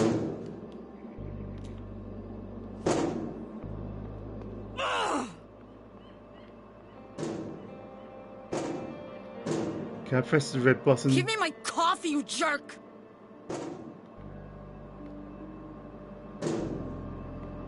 Spit it out already! Good point. Wait, Dr. Fink told you to take this pill if you have problems falling asleep, but you don't know what's inside. Can you really trust him? Dr. Regis, that's a good point. Pour the pill back. Now, I think the warning at the start of the game is trying to influence Come on, you. You thief! It's just put the seed of doubt in your mind. I'll break you open if I have to. So right now, I don't even know if I can trust the pill. That's a good addition to the start of the game then. Give me my coffee, you jerk! The infinity symbol. I can see it. Plastic bottles of half. Right. I wanted to look in the puddle again, but Spit it out already! apparently it's not there. Okay, what have you got? Bed again. Got. Stay out the road for a while.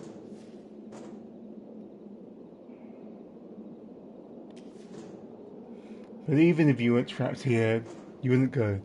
You may long for the sense of adventure that comes with it. Okay. That hasn't changed, that dialogue. I need to kind of be better at seeing when the dialogue changes. I mean, why would this change? Give me my coffee, you jerk!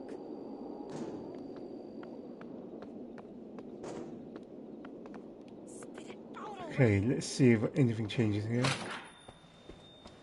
What do you mean it's settled? I need the internet. Could you...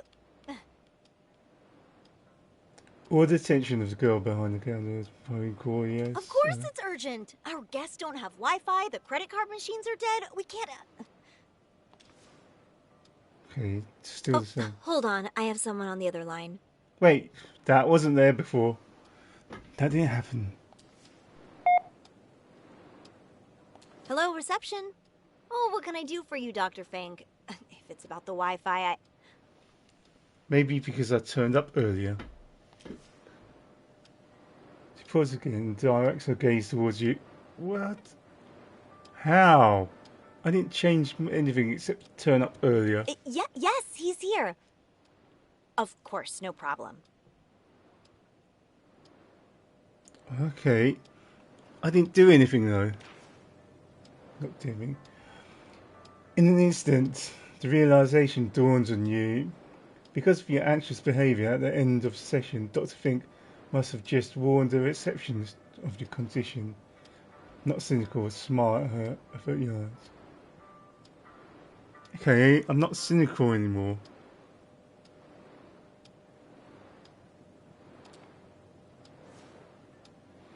She smiles back at you as she touches the button again. Hello? I'm very sorry. I will have to call you back later. Bye. Okay, apparently I did do something by acting weird in the therapy session. She ends the call and turns to you. Hello, Mr. Harrow. How are you? Are you ready to check in? Yes, I feel so better not having to waste time. She continues in the same breath without waiting for you to answer. Everything is in perfect order. Don't you worry a bit about anything. Thank you. Alright. Let's just nod because I'm still a bit introverted. All right then. Let's get you into your room. Okay.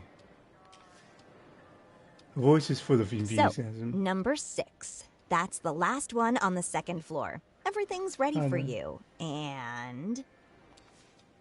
She raises her hand, holding a piece of blue and red this plastic. is your key card. Yes. Thank you. Reach towards the key card.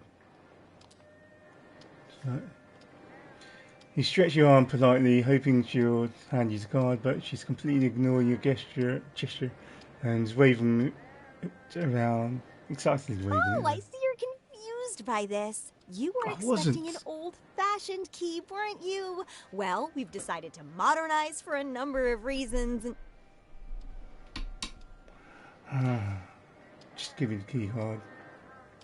Suddenly, she curtails her excitement as if she remembered something. Oh, you must be very tired. Perhaps I'll tell you about it some other time. It's a really interesting story. This is too suspicious. Can't just be the doctor calling. I'm looking forward to hearing it sometime. Yes, I'm exhausted. Still introverted. Here. She hands over the keycard and puts some kind of document on the counter. I'll just need your signature. Right. I don't have the Thank pen you. anymore. I'm here if you need anything. Enjoy your stay. Bye.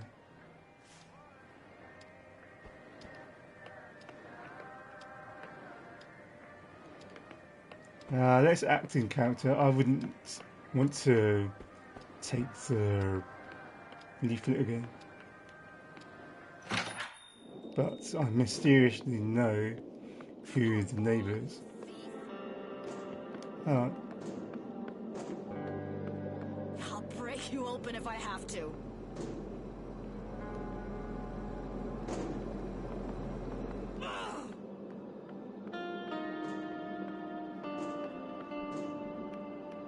Give me my coffee, you jerk.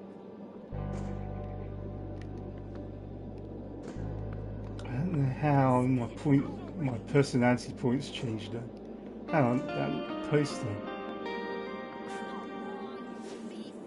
The colours have been bleached by the sun, but you can still make out the image of an orange setting sun, as well as the words Rue Valley written above the illustration. The picture is quite detailed, but the colours have been obliterated by the sun, making it impossible to discern the main subject, let alone the finer details. You squint your eyes and try to make sense of the confusing shapes, but everything seems blurred and distorted. However, as you keep looking, you finally start to see a magnificent stage, a ballerina dancing gracefully, a lovely group of musicians, lively, and an audience dressed in formal attire. Check the stage, inspect the ballerina, inspect the orchestra, take a look at the audience. Let's see the ballerina. A ballerina wearing a tutu stands in the centre of the poster, on point, with her arms gracefully extended above her head, almost like she's waving at you. Check the stage. Examine the orchestra. The stage is adorned with elegant curtains, and stage strange chandelier is hanging from the edge of the poster. Examine the orchestra. The varnished woods of the violin is reflecting the orange hues of the setting sun. The curved bodies of the cello stand tall and proud, and the trumpet player holds his instrument with an arched back, his silhouette reminiscent of a tree struck by lightning. Take a look at the audience. The men appear to be dressed in tuxedos, the women in elegant evening gowns. They seem to be fixed on stage, the overly stylish faces seemingly expressing a range of emotions from awe to excitement. How did a poster for such highbrow events end up on the wall of a rundown motel in the middle of nowhere? Something is odd here. Okay. I have no time for this. I'll break you open if I have to.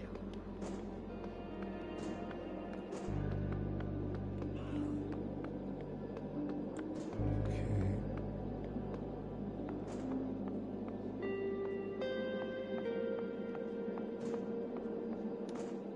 Let's talk to him. I want to find out more.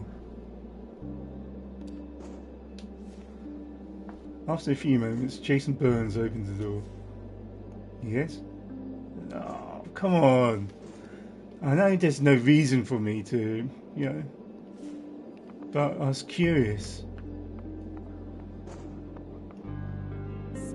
Maybe I should hew closer to,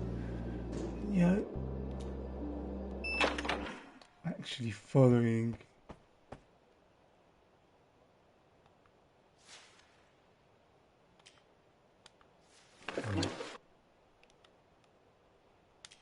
Stare at my suitcase. What a pitiful, inert object. It's full of my stuff. Stuff? Clothes, phone charger, toothbrush. Might as well be empty.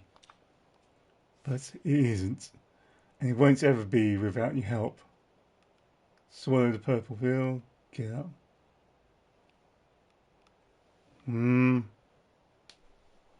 Still kind of impulsive, so I'm going to do that.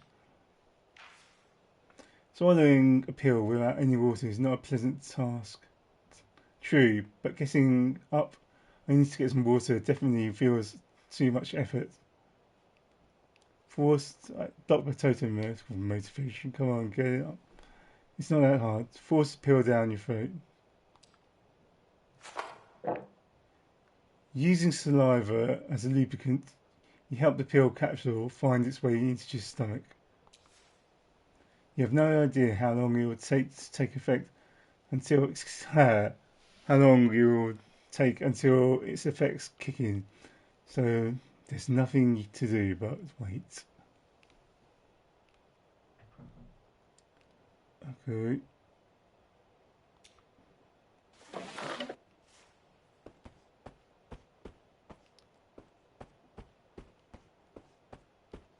Nah, let's not move the suitcase this time.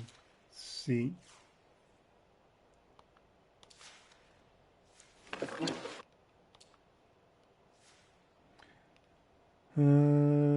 Play quick round.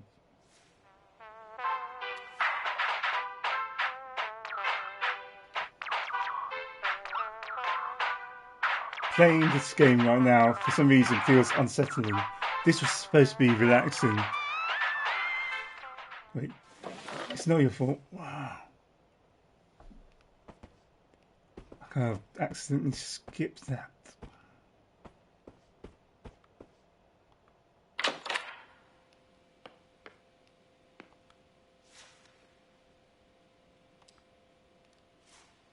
Nothing new.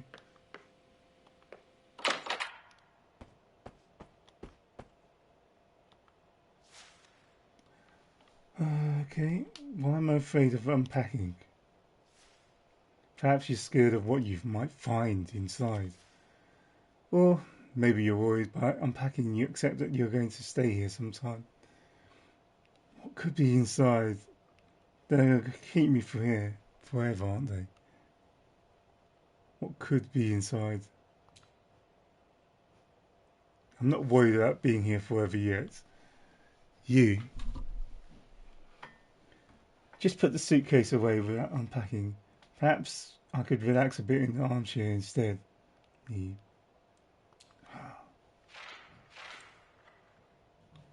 Despite the tight sheets and crispy, yeah, I know. Not reckless, crawling into bed.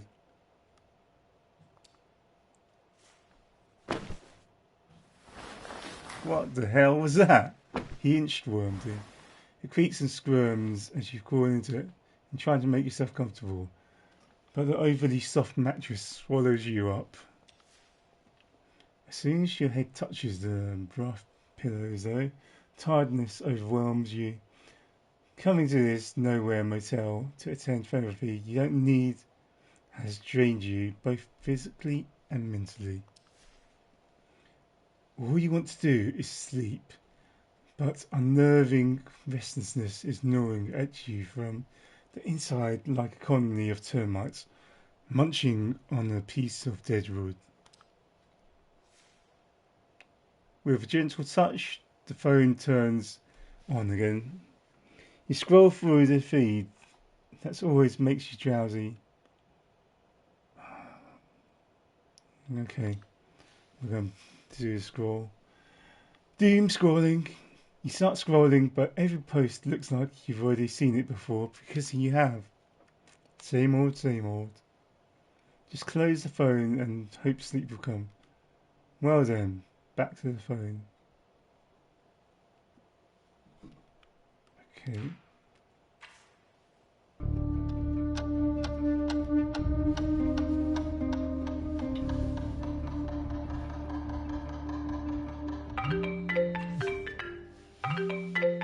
Okay, answer the phone. Check who's calling. Let's answer it. The phone simply reads unknown. You feel betrayed by your own phone, masking the identity of the caller. Okay. Let's see if this happens again. Hello, sir. Am I speaking with Eugene Harrow? Okay. This is not part of the loop then. What can I do for you? Well, Mr. Harrow, the real question is, what can we do for you? We know who you are. My name is Percy Rugger, and I'm a senior sales executive at Ulterior Paralegal Exploits Consultancy. We'd like to offer our help regarding your case. Ulterior Paralegal Exploits Consultancy? Ulterior, Mr. Harrow, with an umlaut. And please don't let the name fool you. We are the most respectable yet cutting-edge agency, which means we work on the edge of, but still inside, the established legal framework. In fact, we are the leader in our field.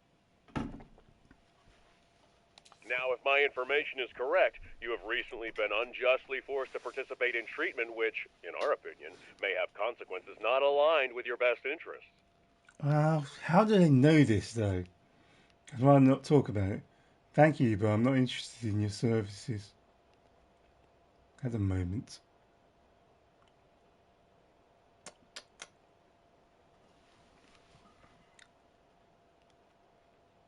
I have no... Are we aware that this is a loophole? I'm just going to say it.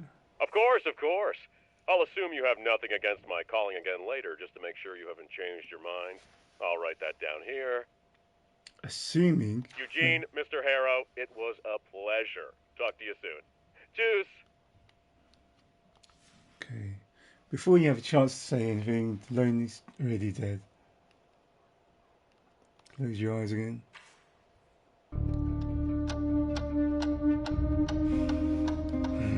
What's going on?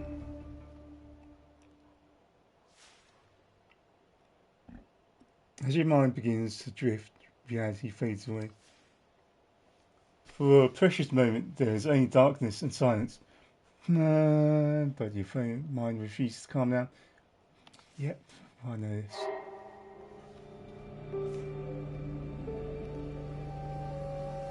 Still the same.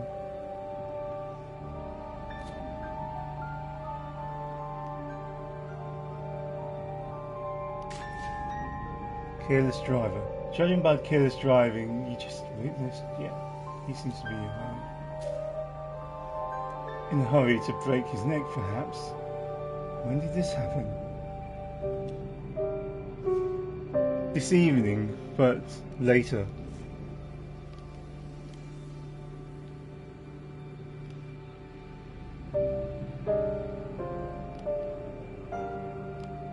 Okay. Suddenly the night sky filled with blood red, and you feel an infinite scream passing through everything. Unbearable anxiety engulfs you. Hide. But you can't hide from the whole sky being on fire.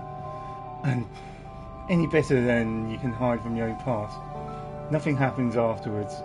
Then suddenly everything happens again.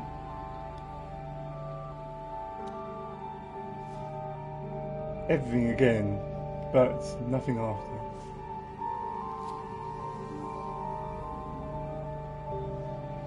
Total lack of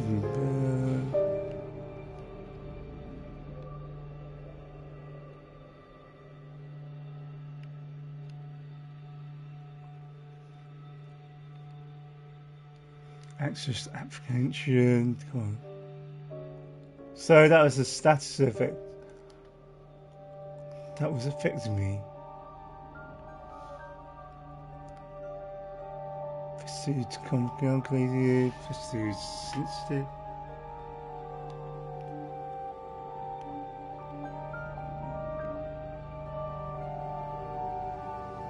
That wasn't me. I'm not sure that is.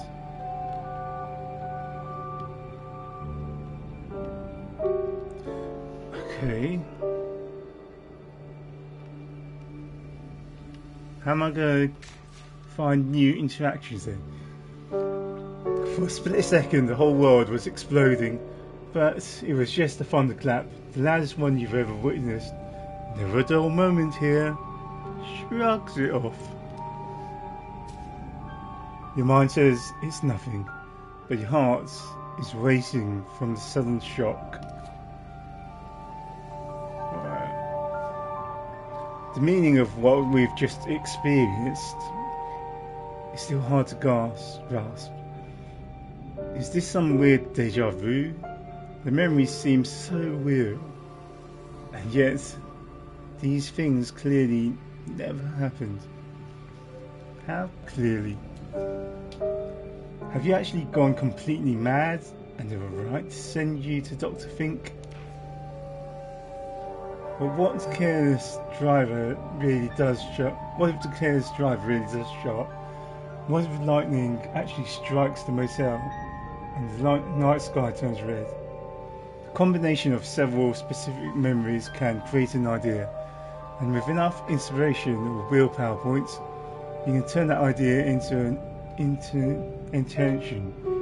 Intention opens new dialogue options that will lead you through the journey of completing that intention. Keep in mind that not all that you intend can be successfully achieved. Okay.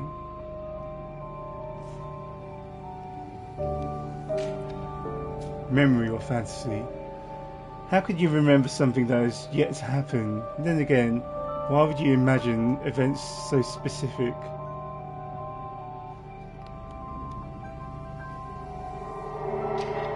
Not enough willpower. You want to get up and find out these strange memories will play out in reality, or if it's all but a fever dream of a lunatic. Yet you can't. It's all too much. All you really want to do is forget you ever even had these weird visions. Damn. To forget about being here. To forget about the incident. Snap out of here, stay in bed forever. What if this is game over?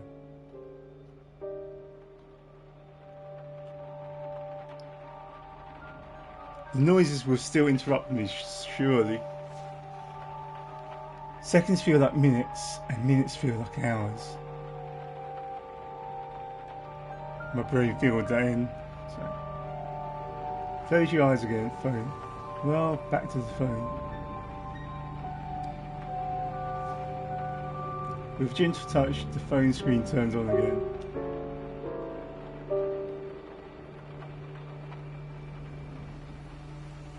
Okay, close my eyes again. How's this playing out?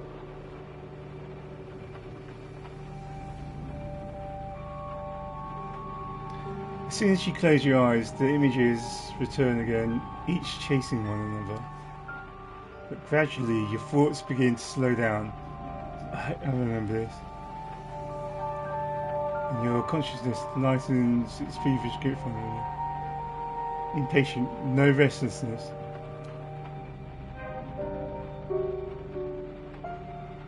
Okay, I'm back to right. Whoops. Was it the purple pill? I'm back to my baseline. It doesn't matter. Nothing matters. Embrace yourself sweetly.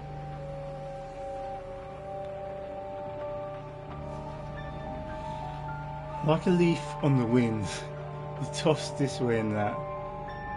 Why did I have to do the like a leaf on the wind line? Poor Wash.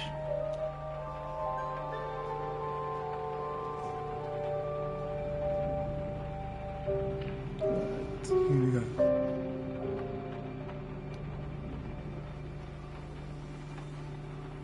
Is anything going on? Okay, is that synapses firing? What is this? A tiny spark of light seems to have taken root deep inside you. Yeah. You must have broken away from that mighty forked bolt of the brightest lightning you ever saw earlier.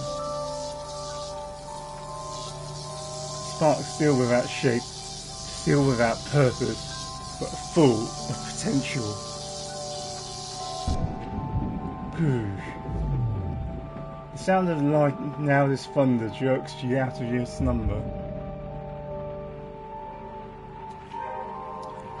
The speck of energy, now fully grown, is pulsing in your chest. You remember this feeling.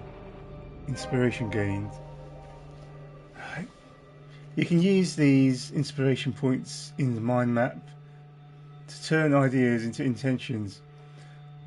To get inspired, you need to explore and experience something new, no matter how insignificant it seems.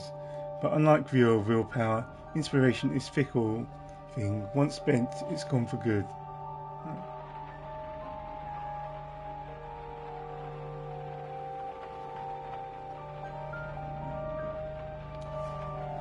As you finally recognise what it is, your pathetic attempt at forgetting about what you experienced earlier is shattered. Okay.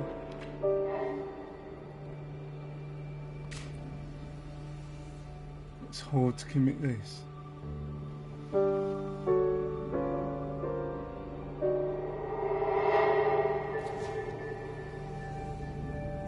You have to find out if the careless driver shows up again. You must know if the sky will really be set ablaze. You need to see if everything will happen again. If it does, you need to remember. The loudest of thunders happened as you foresaw. Strange wheels here. Did the careless driver visit the motel while you were sleeping? Will the sky really turn red?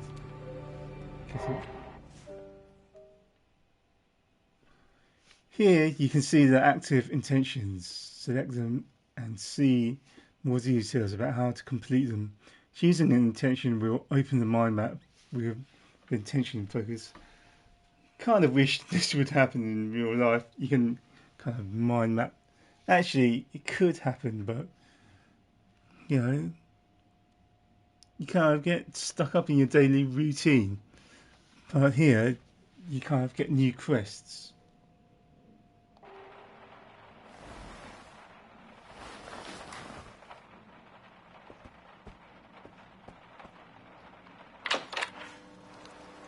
The rain has slackened off, and you see nothing out of the ordinary, nothing you could put your finger on. If the careless driver visited the motel, he has surely left already while you were sleeping. Okay. Yet as you exit the room, the hair raises on the back of your neck and an eerie sensation takes hold of you. Investigate strange occurrences. Glance towards the parking lot.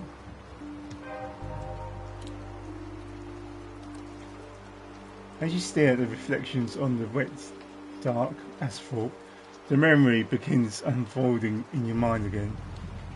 He enters the car, starts the engine, and then he hits the transformer line while driving in reverse, smashing his rear lights before driving away in a cloud of smoke.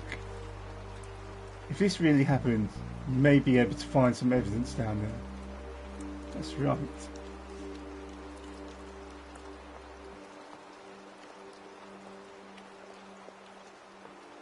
Okay.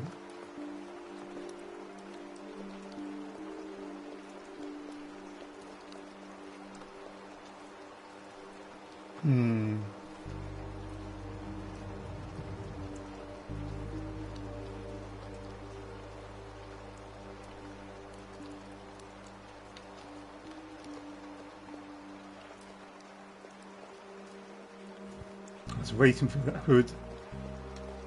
Had to slow down for it. Okay, let's see. As you come closer to the transformer, you immediately notice a couple of red plastic shards. Investigate strange occurrences. Inspect the transformer. Look at the shards. There are several small ones scattered about, all translucent triangles and rhomboids. The largest of them is lying right next to the transformer, shiny and yet boldly staring at you. from the dirty asphalt. Inspector Transformer.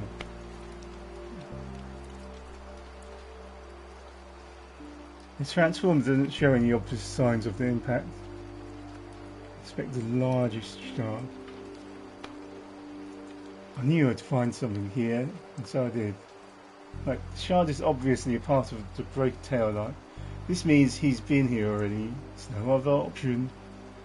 I knew I'd find something here, and I did. So, it has to be true.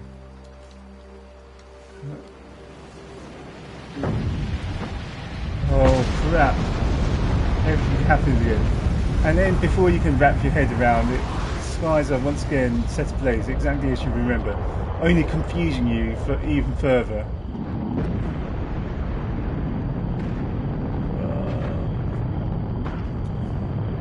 Was it a one-time thing, and the evening will now continue as if nothing has happened?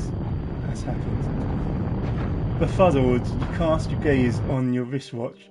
It's 8:47 p.m. 8. All this in 47 minutes? I don't think so. From now on, you will have the exact time displayed here. Pay attention to it, because in Rue Valley, situations change when the time changes. Characters might leave some locations and arrive at others. The mood might be changed, and they might act differently at different times. Okay, I understand.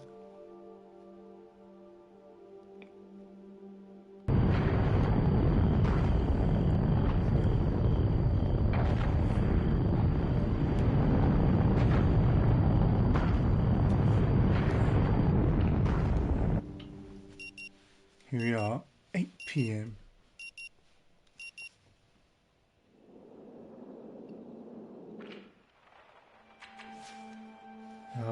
The frenetic sound of the alarm nudges you back to the present. Still with me, Mr. Harrell? Just nod. You have my full attention. Yeah.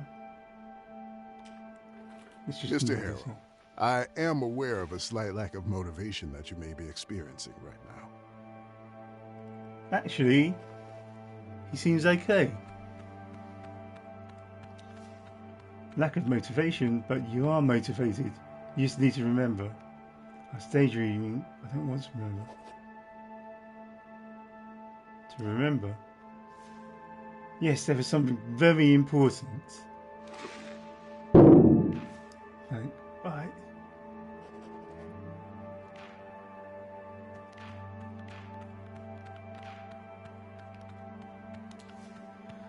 And suddenly, the image of a young woman punching and kicking the old vending machine emerges in your mind.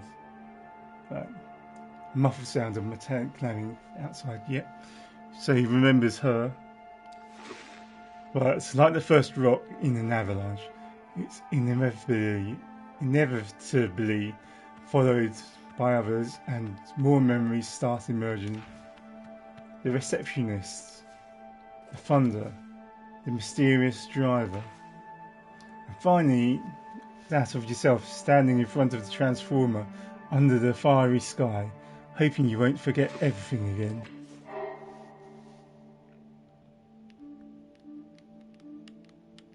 Okay, everything happened again.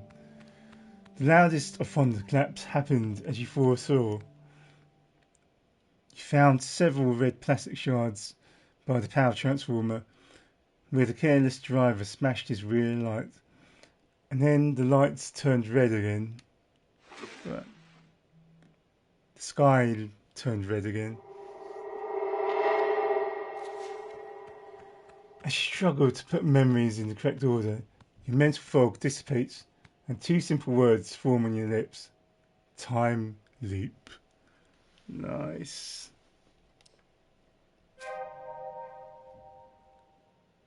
Inspiration gained 1. Time loop? Oh. Seems like you're trapped in some sort of time loop where the same 47 minutes repeat over and over. How can that only just be 47 minutes? Dr. Fink's voice pulls you back to the motel room. I don't think I follow, Mr. Harrow. Would you care to elaborate? I don't think I do. I can't stand this anymore. Run out of the office. I'm sorry, I got carried away. You're in a time leap. I'm trapped in a time leap. You know, if it's true, you kind of would, and then you're impulsive, I'm going to just say it.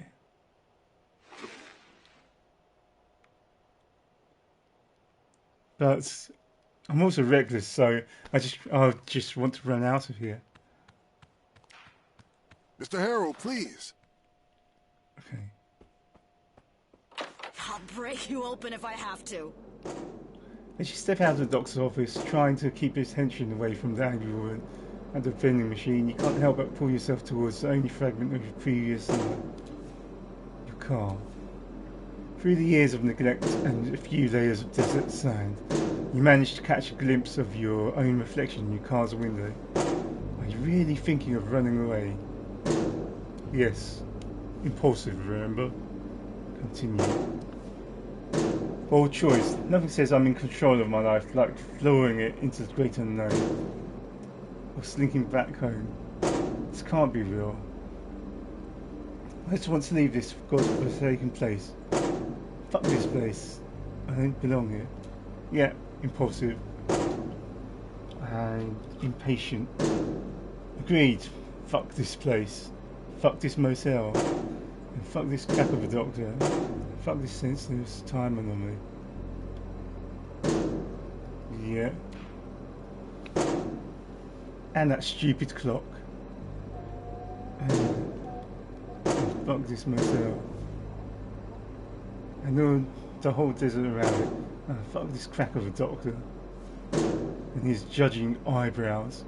Fuck Rue Valley. Well, that's a thought.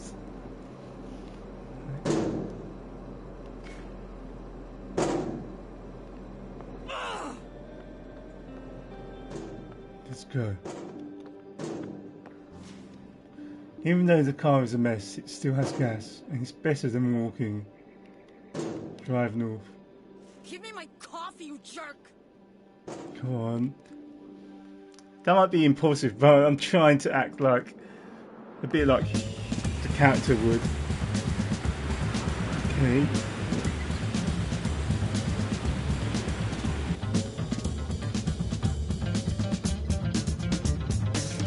Funky music.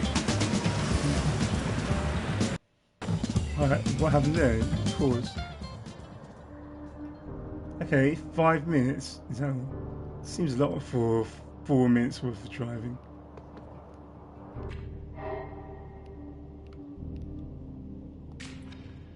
Fuck Rue Valley.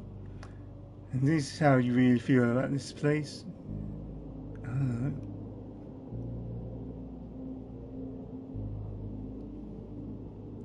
So, why wouldn't you feel that way about the place? Just get in your car and get the fuck out of this fucking shithole.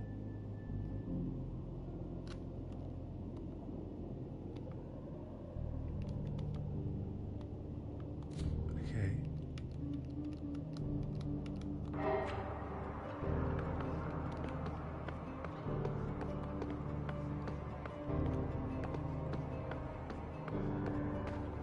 What's here?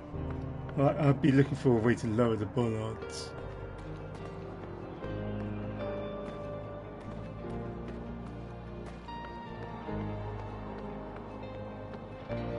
It's a bit of a tight view. Okay, not that way.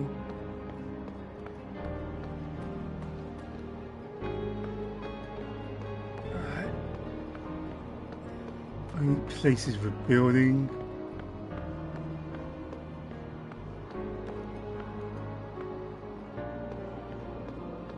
Okay. You have to continue slogging on foot.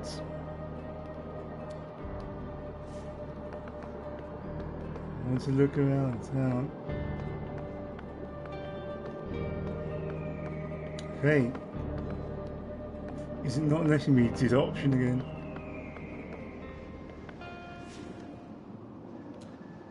Walk the rest of the way.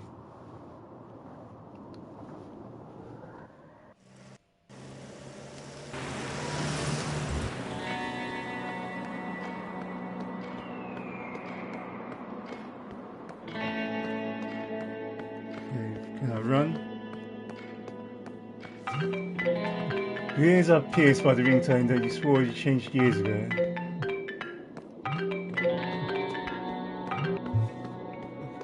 You silence the phone as the mystery of the caller's identity gently teases you. It's not a mystery, I know who it is.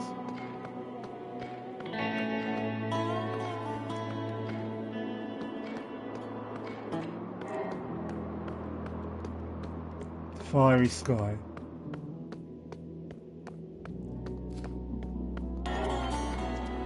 Okay, I know that's about to happen.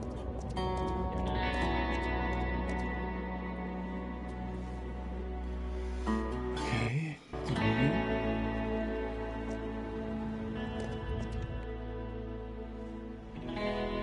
did we make it? Crossroad. Play a quick match, no. Check Wi-Fi connections. If you to touch, the phone screen turns on again.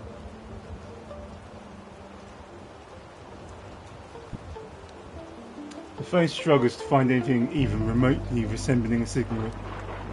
You should go for a more civilized area if you want to use the internet.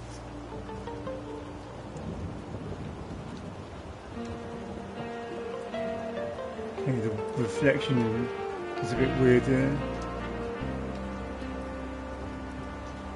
Okay, I'm going to continue left.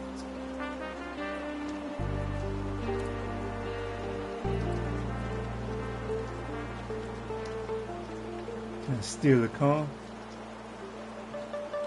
What is it? One has to wonder how the flower ended up in such a forsaken stretch of concrete. What seed decided this was the perfect spot to take root and bloom? I must be witnessing that evolution. It's only a flower. I'm not quite sure why I'm looking at this. It's only a flower. Yes, but a flower seemingly grown from concrete. Isn't it miraculous? Or at the least, very least, interesting. Maybe. Yes, it is. Even in the harshest environment, a little beauty can push through. You have to admit, it's incredible that a flower sprouted from concrete. Who knew such a small thing could teach such a large lesson? I kind of missed what pops up there.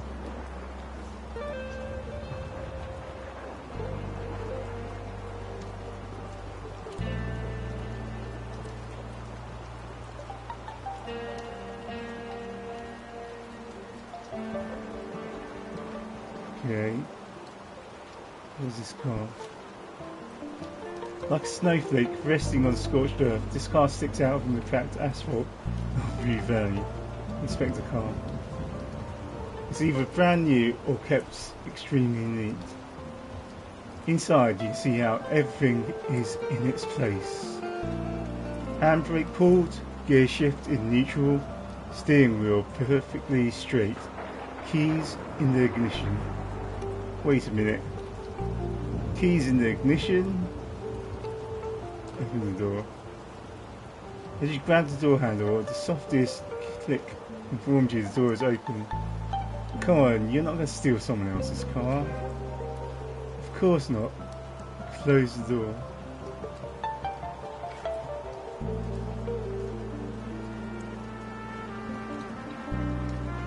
Okay, not this round, but maybe at some point. I want to see inside.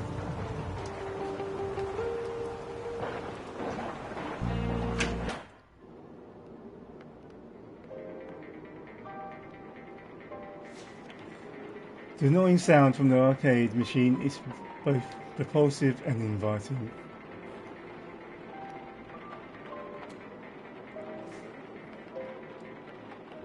Knowing that time's of the essence, I probably won't. An old-looking piano seems older than other furniture in this bar.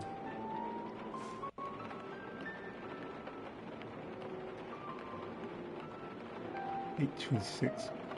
Who's that? Those protein shakes are starting to cause permanent damage, Travis. You can't seriously suggest that I just let her do whatever.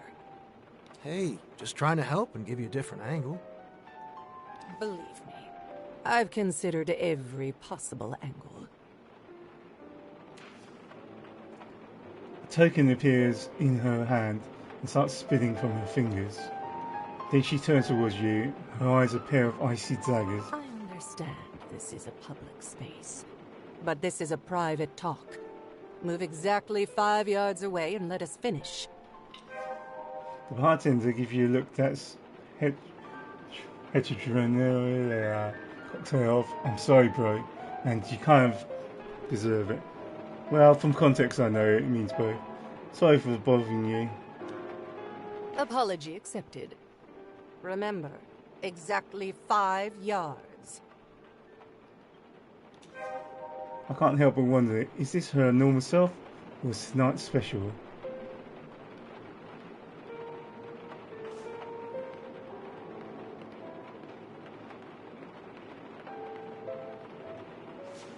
Okay, now this is something you haven't seen for a long time. An old jukebox kind of hums softly like a sleeping animal on top of. To top it all off, it plays CDs. The best part? It's still on, still going, still alive. Play any CD. Hey, who gave you permission to touch that jukebox? Haven't you read the rules? Come on, can't we just bend the rules just this once?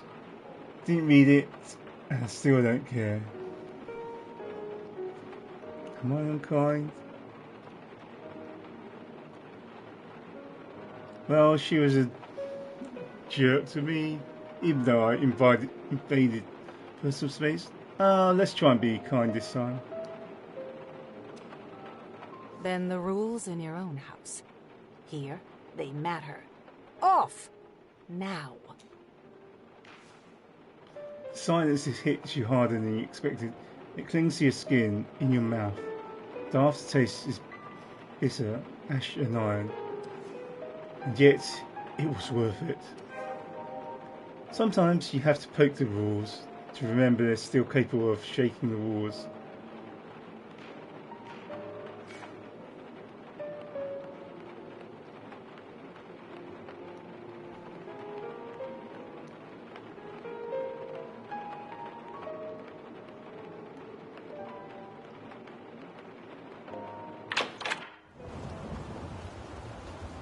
Okay.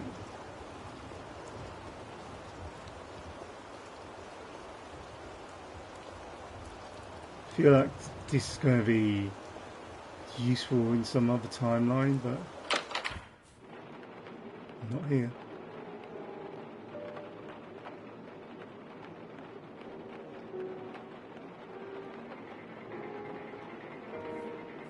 And I feel like that's her car, so let's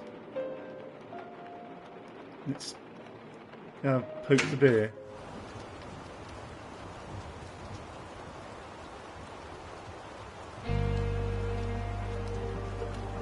Alright, let's go.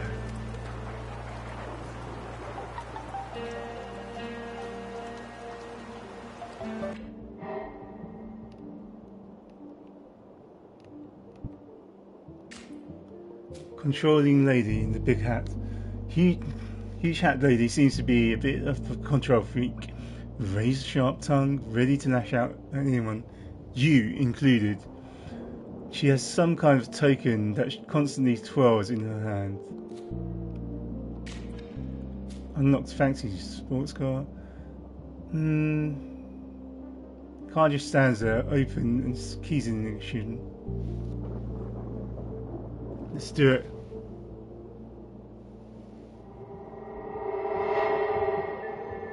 Just get inside and drive. Simple as that. Oh, I'm upset.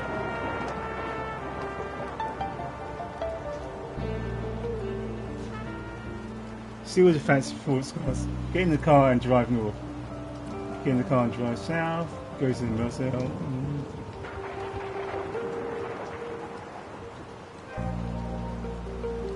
Okay. Continuing north.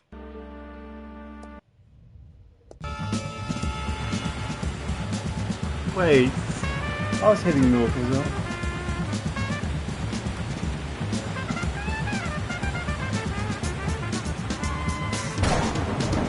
Wait, there's lightning.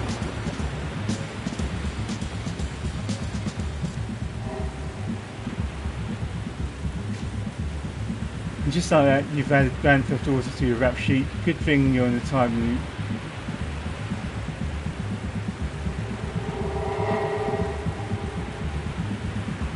Car is now your car. As you saw during these 47 minutes, nobody even notices you are this friendly. Enjoy it.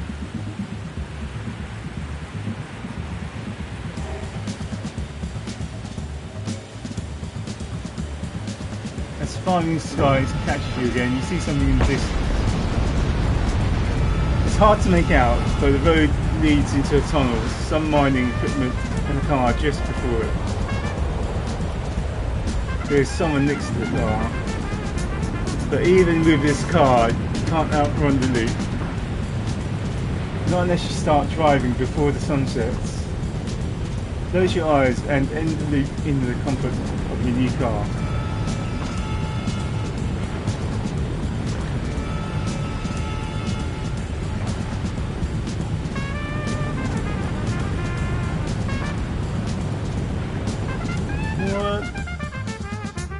I don't get how this game's working out, but let's see how this goes. Check out. Yes, you tried to leave this damned motel and all the therapy nonsense behind, but everything kept falling apart. Not enough willpower. Okay.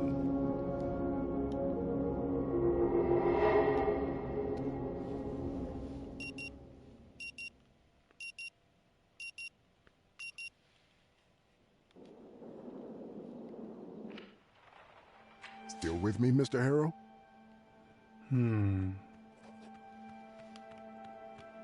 Yes, I have a question. Yes, I'm sorry, but I have to go now. Hang on. I just need a pee break, so be right back. Right, I am back, and this is my mic. Sure, yes, and I have a question. Yes, sorry, but I have to go now. Guess I've been rushed to leave the office. Mr. Harrow, please. Okay, let's go. Spit it out already. Going to try.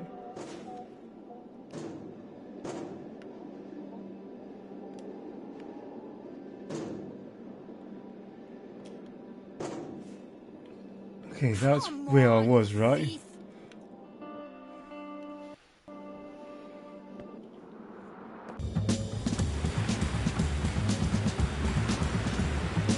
Yep, that's the north.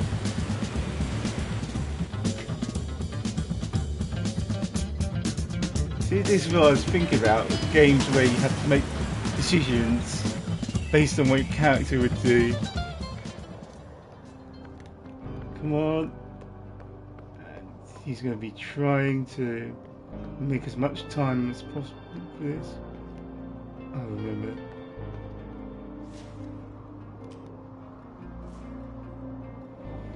Okay. How far north can I get? How fast? What happens to the advice? Come on. Oh. The walking is a bit... Walking is not what I want from this right now. Oh, come on.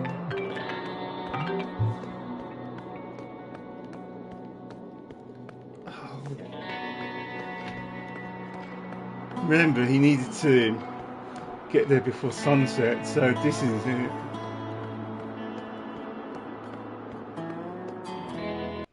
This is already too late.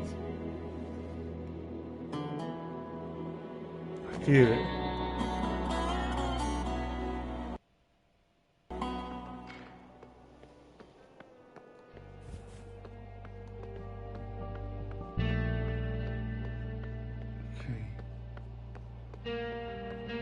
Here we go. Steal the car.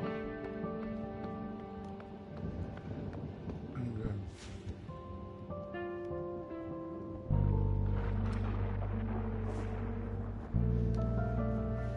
Hopefully we can make it further this time at least. I want to see how far you can get.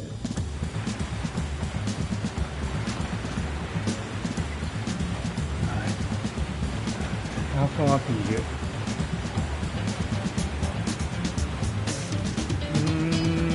Doesn't seem any further.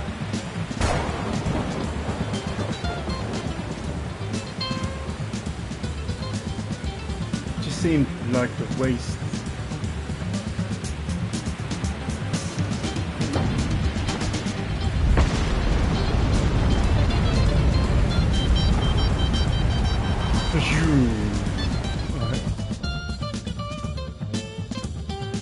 Right, I don't know what we're going to do here. Check it out. Alright.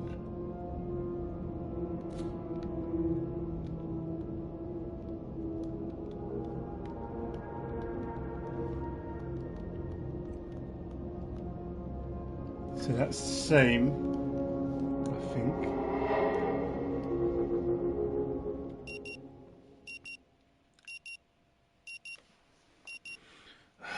That's exactly the same, which is a problem. Still with me, Mr. Harrow? Right. Mr. Harrow, please. I'm going I'll south break instead. you open if I have to.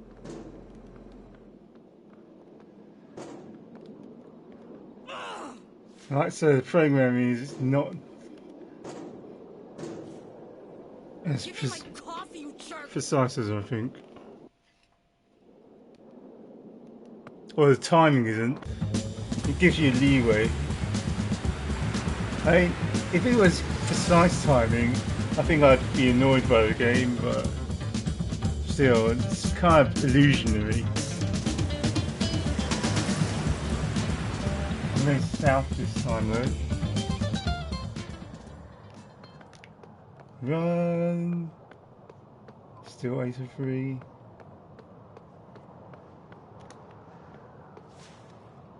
Okay, the rest of the way on foot.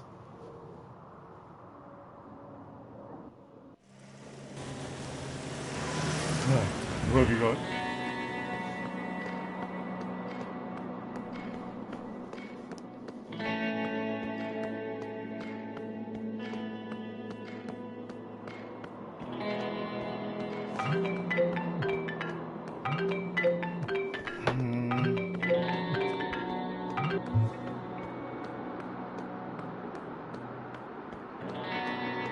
Okay.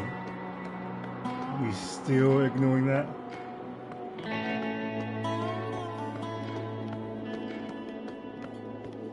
Come on, keep going. Keep it up.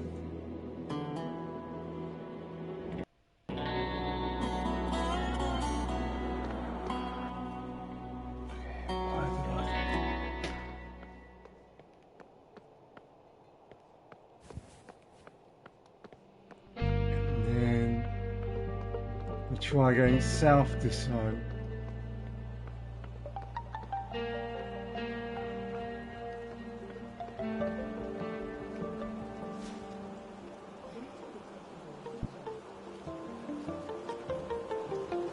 Okay, go south.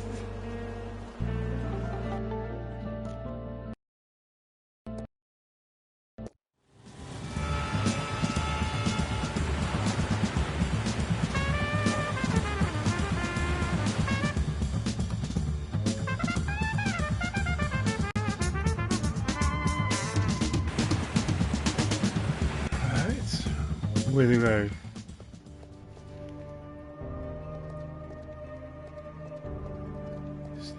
Back to here.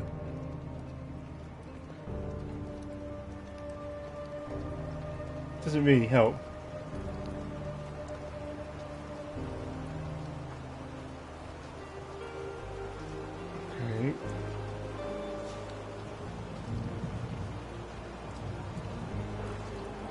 Can I make it back home? I don't know.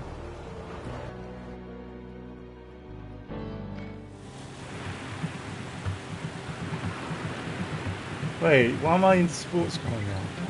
The desert stretches out in vast expanse of gravel, barren and desolate. Thin, cracked ribbon of asphalt snakes through the landscape, leaping like a gnarly scar that vanishes into the horizon. Silence presses in, thick as molasses, interrupted only by the uneven hum of the car's engine and the faint whispers of wind through the dry brush. Check the fuel gauge, open the window, turn on the radio, gaze into the distance. Let's gaze into the distance, see what we can see. The more you look, the more you see it. Same mountains, similar cacti, copy-pasted bushes, and identical paintings of clouds. The endless repetition, again and again. Turn on the radio. Static only makes one thing clear. You're more likely to catch a signal from space than any kind of radio station here. Open the window. The dust makes the air outside even thicker than inside. It's suffocating no matter what you do. Check the fuel gauge. The tank is half empty. Just drive.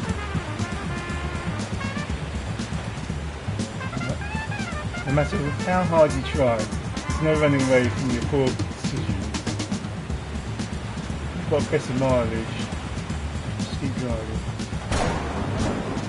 Okay. And there's the thunder again, just reminding you took your time before venturing on the spread. There might not be enough time for you to escape.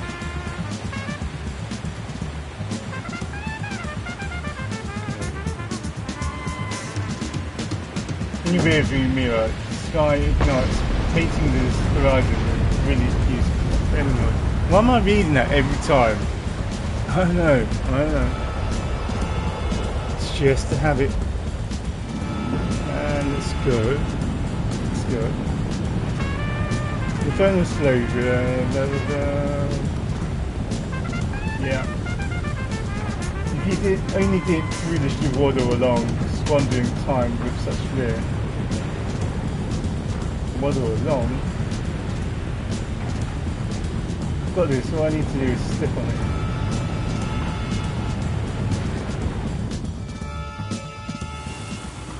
Okay. That is not fun. It seems that the time leap stretched further than you anticipated. The road home might just be around the bend, but you have to drive like a maniac to actually make it. Okay. Still with me, Mr. Harrow?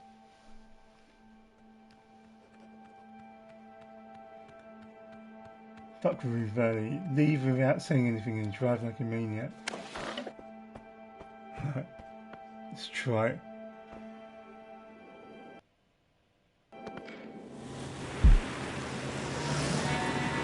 Wow.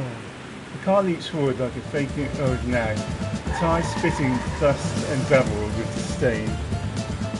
As the speedometer soars, the landscape bursts into a homogeneous mass of red rocks and greasy shadows.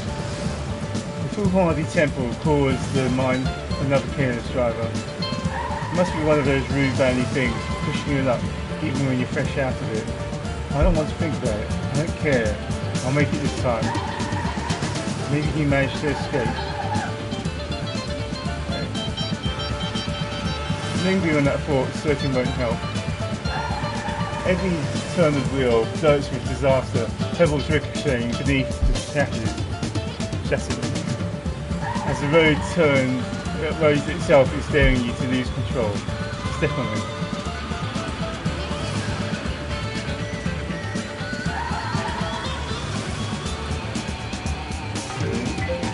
Adding insult to injury, the phone busts incessantly trying to yank you back on track.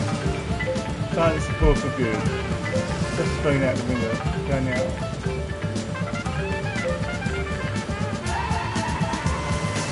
Make sure that this will be the last time you hear from that guy. You knew there was no turning back. The mind races, running faster than the car ever could. Press the pedal as far as it goes.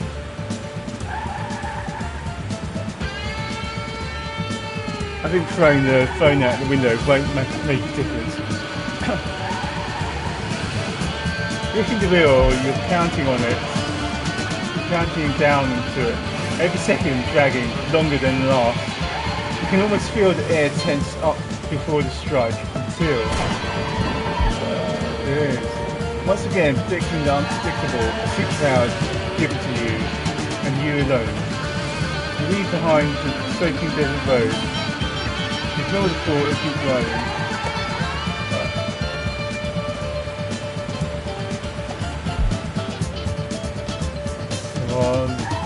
Crash through the desert, the last drops of rain on the windshield start to fade away. And then it hits you. This is the furthest you've been able to go.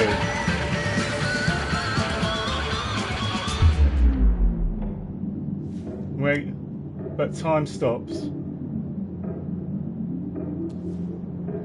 Not because of fiery sky and the end of the loop.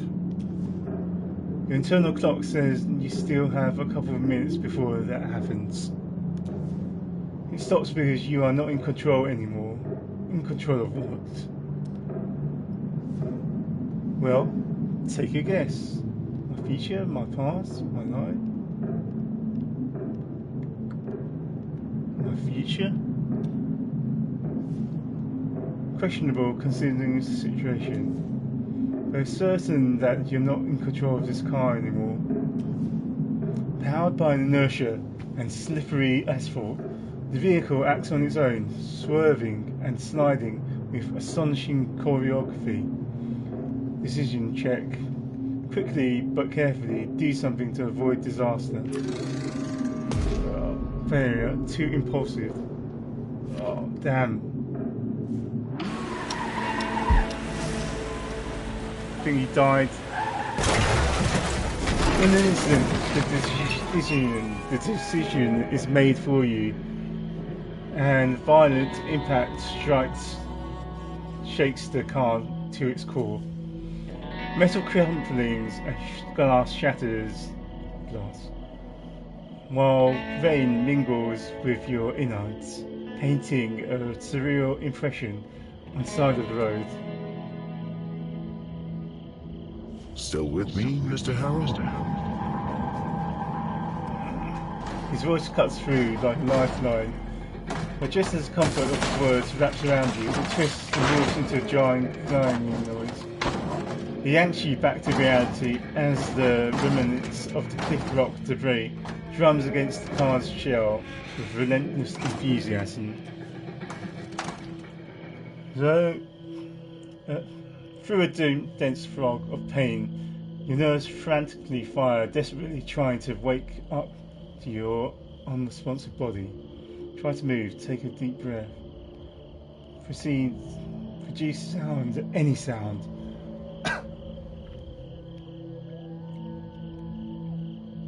You try to scream, but the innards, the inhaled shards of glass and snatch the sound away before it can leave you. Punctured lungs, damn. This will require some serious surgery. Stay silent. Try to whisper. Help. Dental fracture. You try to speak, but a sharp tang of blood fills your mouth. Your teeth, or what's left of them, are swimming freely, butchered round your butchered tongue. This is not good. I can't believe this is happening.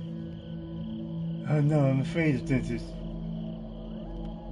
Can't believe this is happening. But it is. Stay silent.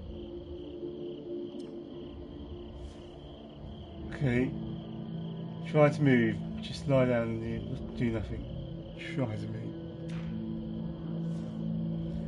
The wreckage envelops you in a tight grip, but you sense that there's at least a couple of limbs that are free. Attempt to move your fingers. Try to move your toes. Try to move your legs. Try to move your arms.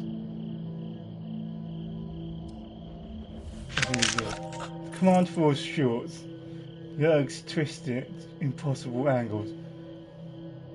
I'd useless, twitching bone grind with every twitch.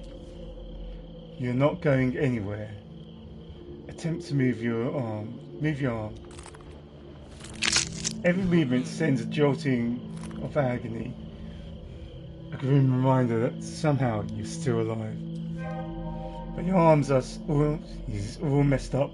There's pale bone sticking out of blood-stained flesh. Right. Clench your jaw and ignore the pain. You try, but a sharp tang of blood fills your mouth. Your teeth, or what's left of them, are swimming freely around your butchered tongue. Stay silent. But it's the only thing you can do. Better not move at all. Just lie down and do nothing.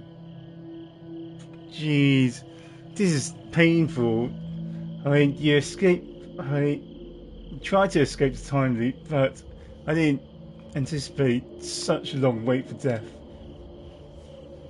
Well, it's not such a long wait, but it's going to feel like forever. Just lie down and do nothing. Probably the best choice in this case.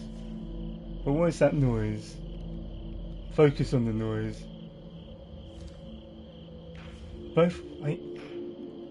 Both from nowhere and everywhere, you hear a rhythmic beating. It's my heartbeat. Yep. And then you feel it. The warmth of the liquid pumped by your blood, soaking almost every part of your torn clothes. A lot of liquid. Boom. Whoosh. Boom.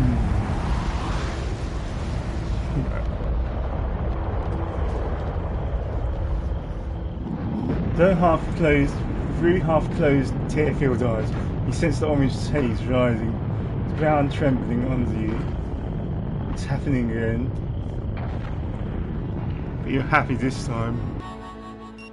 You probably need therapy after this, so probably just going to talk to him. You hold your breath, waiting for the end until the weight of the becomes too much to bear. Miraculously, you fill your lungs with a musty yet familiar air tinged with stale scents of old cologne. Try to move, keep breathing. Feel the contours of your teeth with your tongue. Right. The brutal crunching sound is still ringing in your ears, but everything remains firmly in its intended place. It's nearly enough to coax a smile on your face, yet it doesn't. Keep breathing, try to move. Though the unfathomable pain still lingers in your mind, you muster up the courage to lift a finger. Paralyzing doubts aside, it's effortless. Keep breathing. The air has never felt so refreshing before, yet you must continually remind yourself to breathe until the instinctual rhythm kicks in. It is a breathtakingly beautiful sensation. You're alive and well, for all the good that it does. It seems the loop goes as far as to mend your injuries. The fleeting sense of relief swiftly exits the stage, making way for the overwhelming tide of disappointment. You open your eyes only to meet his yet again. Oh, damn.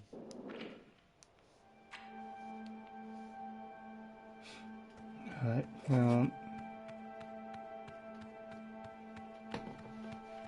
Still with me, Mr. Harrow? I'm in no rush now. Yes, and I have a question.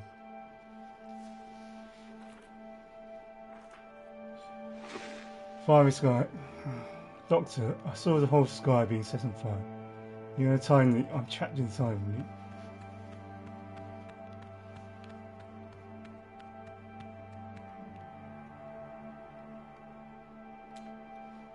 I'm trapped in a time loop.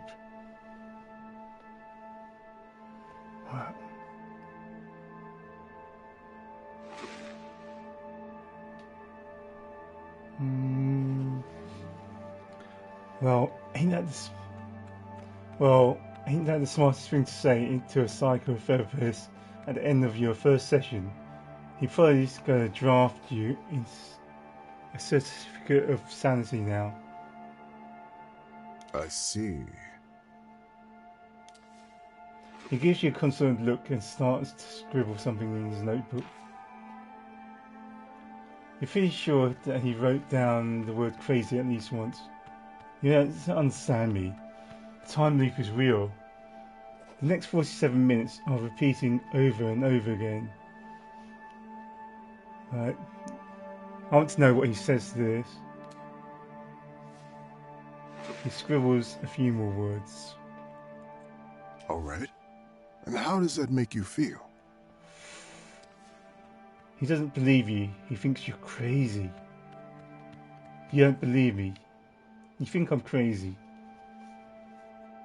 You think I'm crazy? Yes. What? That's blunt. Of course not. What? I'm just keeping notes so we can be on track in our next sessions. For which I think you could use a good night's rest. You should go and check in at the office. Your room is probably ready by now. Let's see how this affects the receptionist room.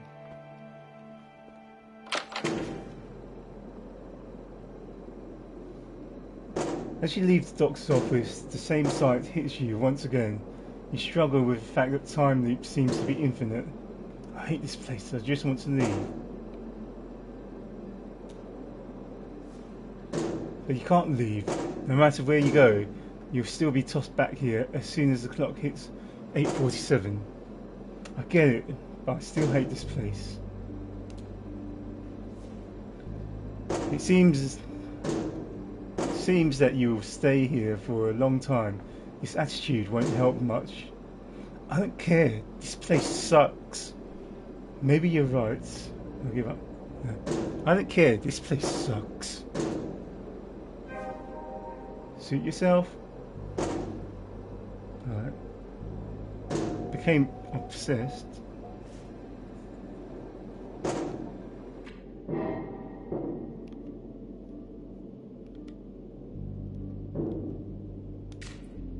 Time loop heals all wounds. Your body is fragile as it is. No matter what you do to it, reverts back to the state it was at 8 PM. Pretty useful. All this energy you put into your pathetic attempt to escape has transformed into pure hatred towards Rue Valley. You can't escape, but you are sure of one thing. This place sucks.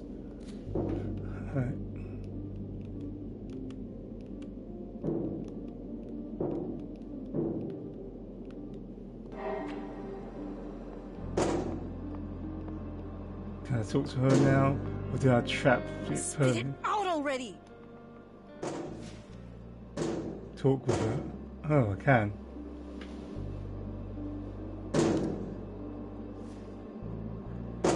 Talk with her. What happened to your lethargy? Gone for good. I don't feel like that now. I grew tired of it and shook it off.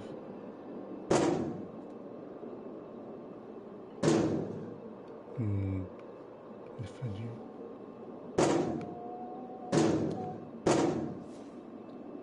Great news, but aren't you too anxious to talk to her? I've never been less anxious in my life. Yeah, it doesn't make sense for him to still be anxious about it. Really? Okay, you've got this then. Let's see why she's beating up the machine. Why do you need coffee this late? Says the guy who looks like he's had at least 7 cups already. She grins. This would be my first today, believe it or not. Excuse me, but I'll try getting my coffee. Her words are accentuated with a very loud bang. Is there no other place to get coffee around here? No, unfortunately not. I'm stuck with this broken piece of antiquity. What's at the bar then? Just drinks? She turns her attention back to the machine. Work, you piece of crap. Maybe the universe is telling you to switch to tea or something.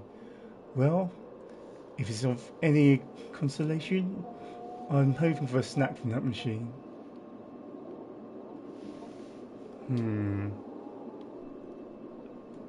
Let's go for one. And as soon as the universe produces tea that smells, tastes, and feels like coffee, I'm all in. But seriously, what do I do now? I cannot survive what's left of the day without coffee. I know how the day ends. Fix the vending machine. Maybe you can fix it after all. It's just an old machine. Undoubtedly, the malfunction is caused by something mundane.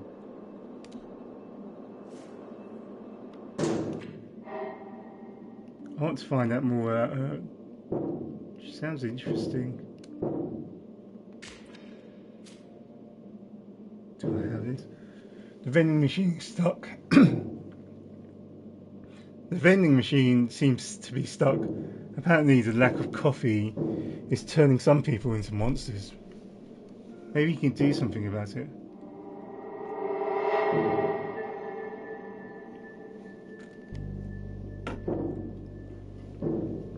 I'm drinking tea, by the way.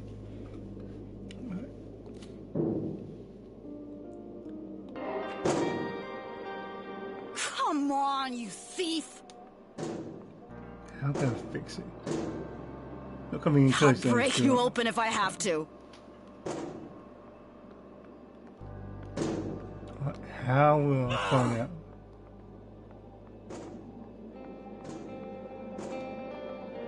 Give me my coffee, you jerk! Bed doesn't look very comfortable, but you're glad that there's a place to chill around here.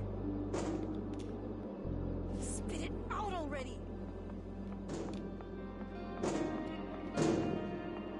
Come on, you thief! What happens if I wait? I'll break you open if I have to. Maybe I'll talk to this guy. I'm not checked in yet.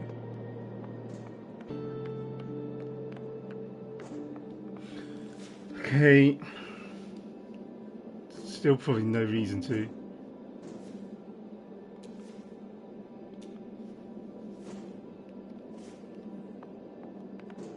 Okay.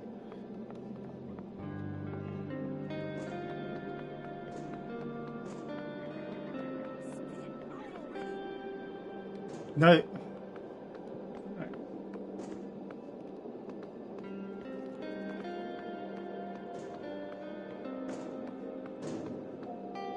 I'll break you open if I have to. Go to the Kunipa belt. Is that the bar? Had I been doing that every time unnecessarily? Oh, he was brave for getting in the car now.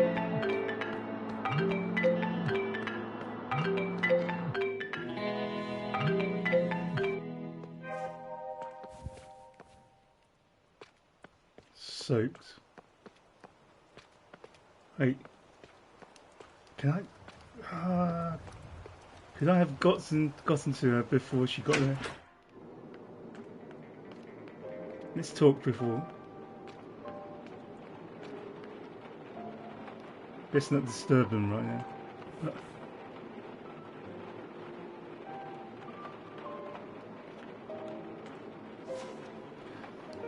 The chair invites your butt cheeks and you can't wait to actually lean on the bar.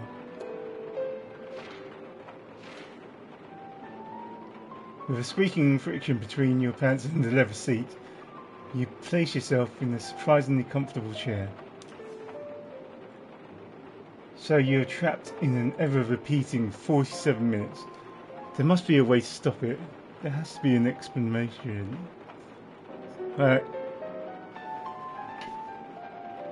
I'm prepared to think there's an explanation before there's a way to stop it. Sure, but where to start? You're stuck in a random place and time. Nothing seems to happen, and yet too many things do happen to know them. Or small events, insignificant, forgettable stuff. Yet still, you have to observe everything, everywhere, all at once, and somehow discern the important stuff from the background noise and remember it. Your memory is the only tool you have at your disposal. Information is the key to solving this, so I just observe and do nothing. You could do stuff too, for sure. It's just that sitting on your ass and watching things unravel is much easier. No willpower required. Wait until something interesting happens. Right. It's hard not to be distracted by the woman's intimidating appearance and the bartender's muscle ratio, but you manage to let the time pass.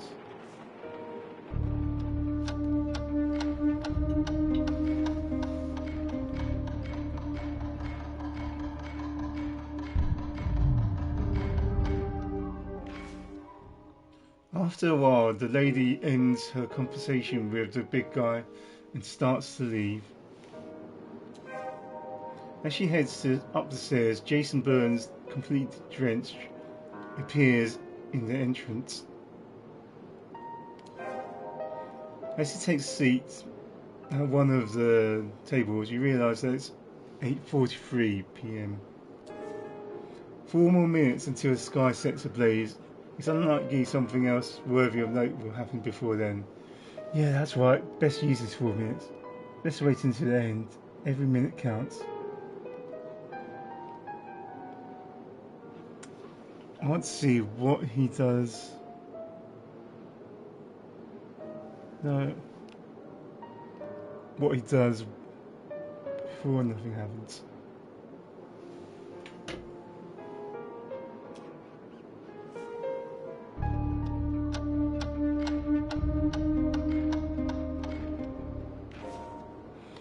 Well, the 4th minute is about to run out. The lady is still up on the roof and the guy in the middle of his video call.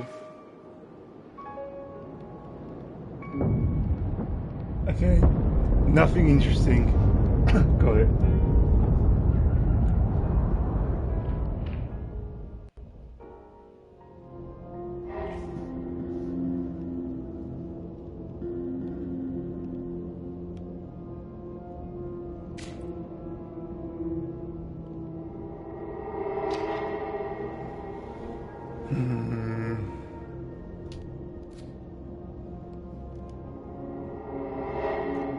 I wonder if you have limited loops. I'm acting like it's infinite, but what if I have a certain amount of attempts? Still with me, Mr. Harrow? Yes, and I have a question.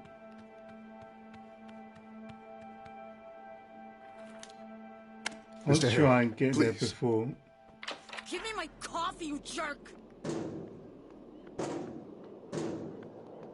Spit it out already!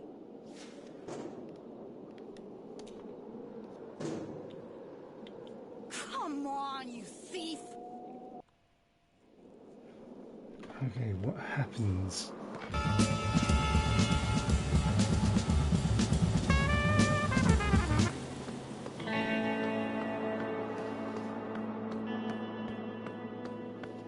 Fix vending machine.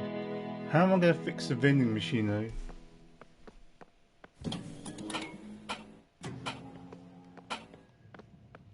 Okay, it's not her car, by the way. Wait.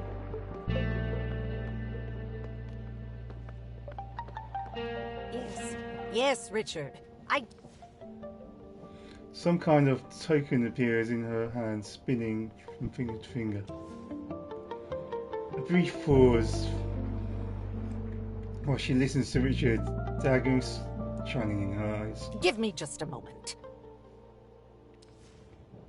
Then the daggers point towards you. Do you always eavesdrop on the conversations of strangers so flagrantly? Or am I a special case? If you've come for the bar, the entrance is right there. Just remember to wipe the sand from your shoes. Wipe at least 3 times. Or, if you didn't come for a drink, move exactly 5 yards away from me. But I was just passing.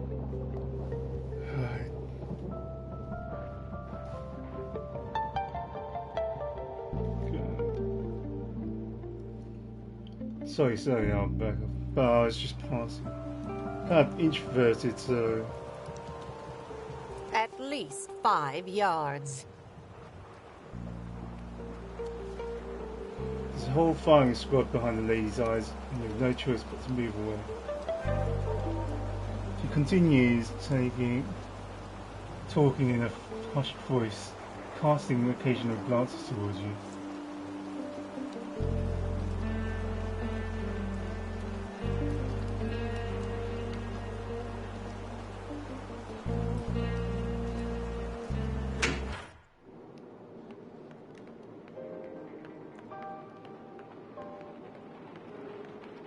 Talk to him. Hey, welcome to Kuiperbelt.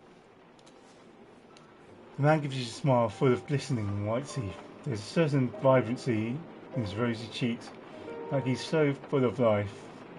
You're just I'm burst. Travis, and you look like you could really use a drink. You're not from around here, are you? Yeah. My accent gave me away, right? When I first came here, I had the hardest time adjusting to the way people talk. It's just so thick. Man, oh man. Let me tell you, it doesn't get easier with time. I've been here a while. And what brings you here? Sorry if I'm prying, but you're obviously a stranger. Just visiting a cousin. Hopefully you won't be here therapy. Okay, secretive.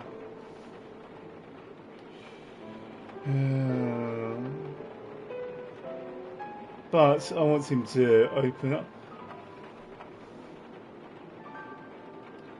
He doesn't think that this is a time loop, so I'm going to be digging for information. Good luck with that. It's visible on his face. He wants to know more, but he's stopping himself. Listen, next drink's on me. I think you need it. Okay, then, I'll leave you to it. I got stuff to do. Just call me if you need to top up. Yeah, give me a drink. Sure thing. What do you want? Our bar is top-notch. Not even Bothwood has some of the stuff we have. Whiskey on the rocks. Let's see. The man grabs a bottle from the rack and pours you a drink over his shoulder. All in one quick liquid motion. Not a drop stains the countertop. Here. First one's on the house. Unkind. Show off. Cheers him with your drink and Janet. Why'd I be unkind?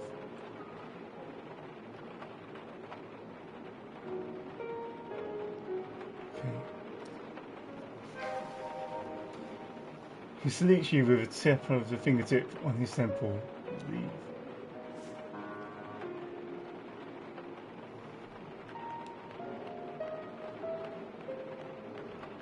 Another one of those notes.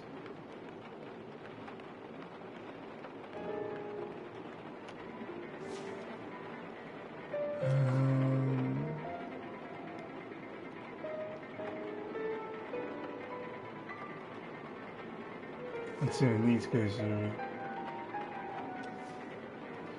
Judging by its appearance, but after staring at it a brief moment, you are yet unsure. Two joysticks are past filled of buttons, tiny metal toggle sliders, worn down to raw plastic. Oh, that? It's a game where you land different flying vehicles. Give it a shot. It's fun. He's not lying. The same neon text pulses on the screen. Lander Simulator 3. Insert coin. Insert a coin. The machine whirls to life. The introduction screen prompts you to choose your craft. Helicopter, paraglider, space shuttle. Looks difficult, but hey, it's just a game, right?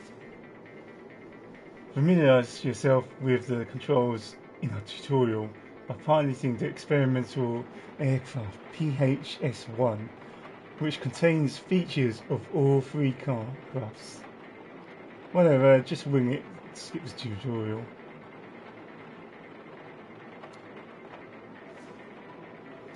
At least review the commands list. A wall of text slaps you in the face. The list is long, exhaustively long. I'll improvise.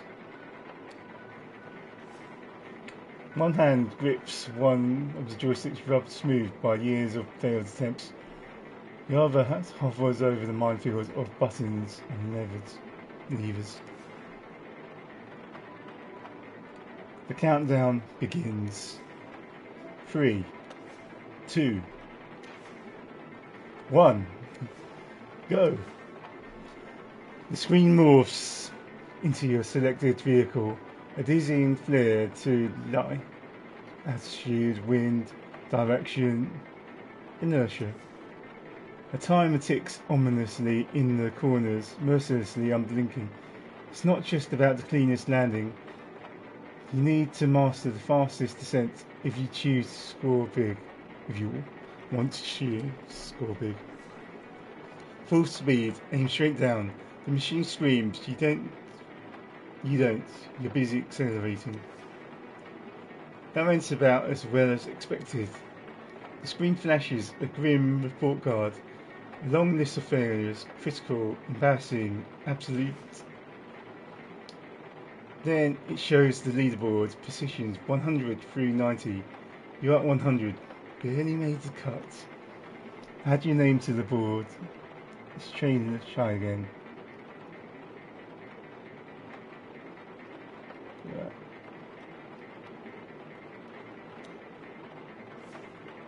Only 3 characters. You go with UEG. EUG. Why did I say UEG? Right. Let's try again.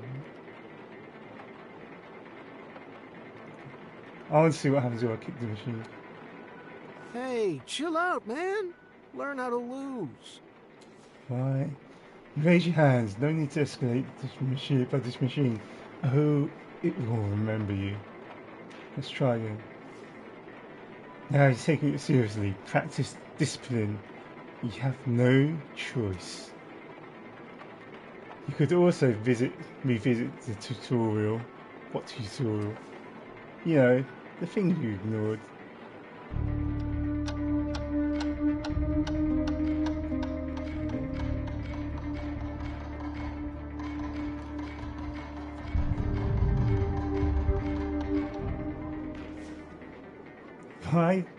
Why is he dancing around like that? Did you see that?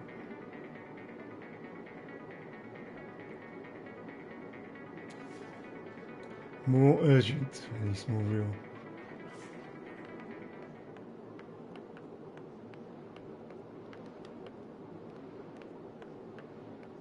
Can't talk to him. I thought I could.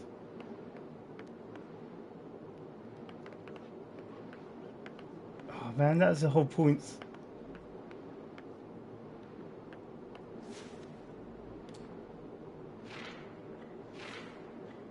Ouch.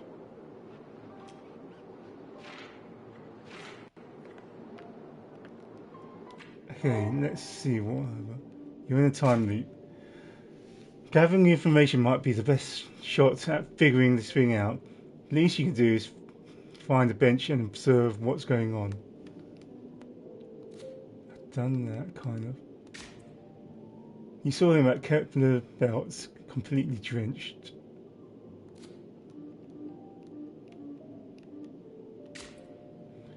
Right. After the consultation with the bartender, she goes to the roof at 8:43 p.m. Eavesdrop. Like peering through a keyhole, tempting but ultimately intrusive. It offers fragments of a story not really meant for you, leaving just enough room for misinterpretation, but sometimes it reveals the truth. I don't have anything to do to put this to.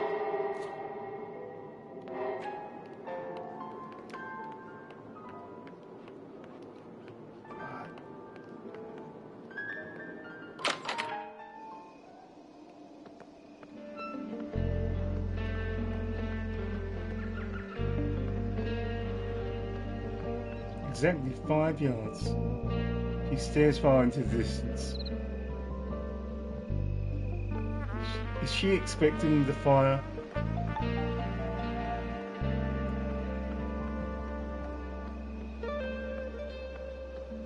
Okay, apparently I can't just wait here.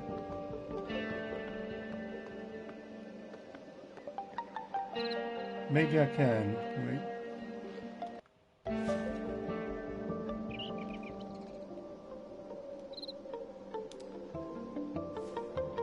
You see a single Wi-Fi connection, strong and steady, like a beacon in digital haze.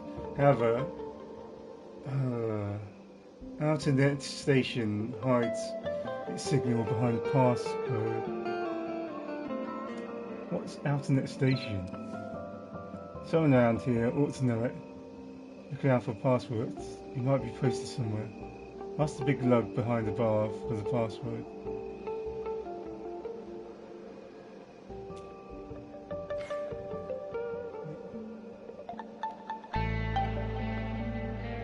I'll do it later.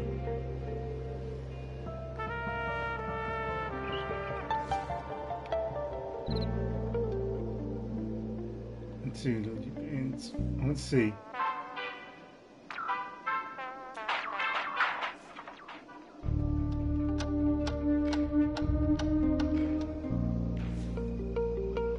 Enough of this for now.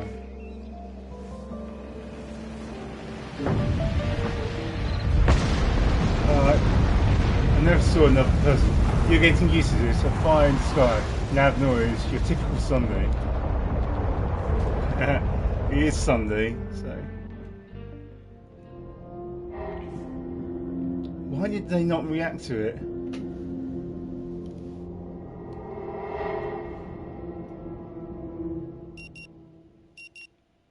Okay, that's something. I got one more leap in me. Still with me, today. Mr. Harrow?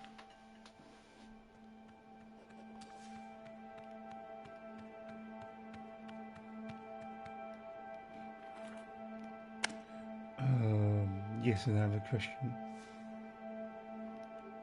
Doctor, I saw the whole sky being set on fire. Oh? So what would you say that fiery sky means to you? Maybe the end of one cycle or the beginning of the next. I'm not speaking symbolically. I really haven't.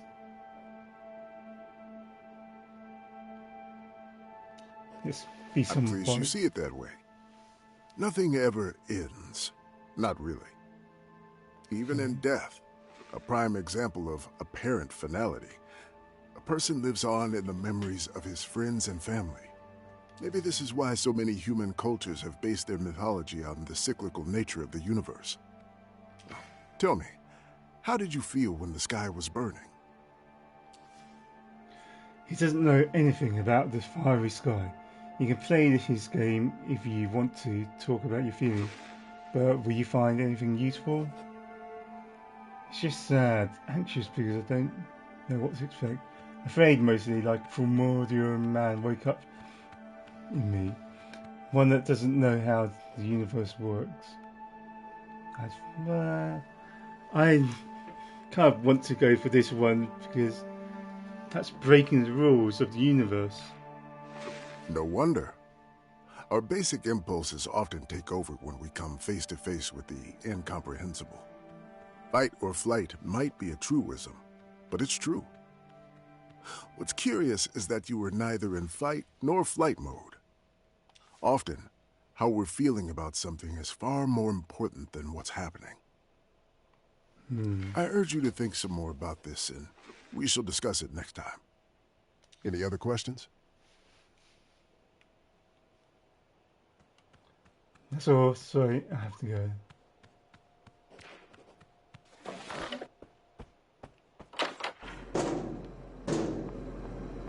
I'll break you open if I have to. Is there anything I can fix that machine with? Transfer me to billing. Why would...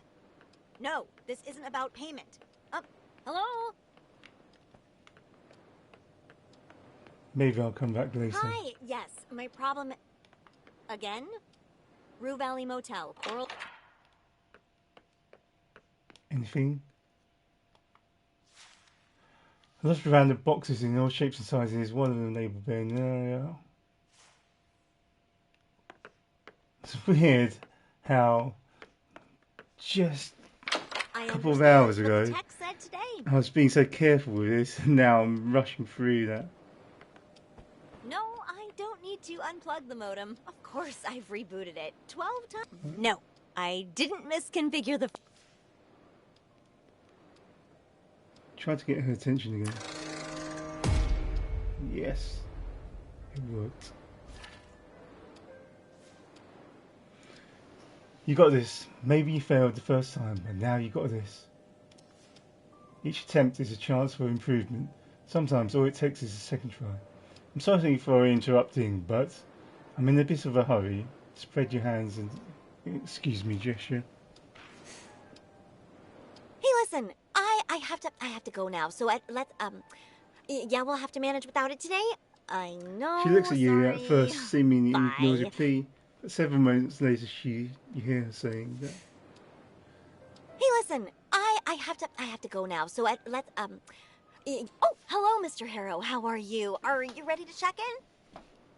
Fix vending. Do you know how to fix the vending machine? It's stuck. You're in time.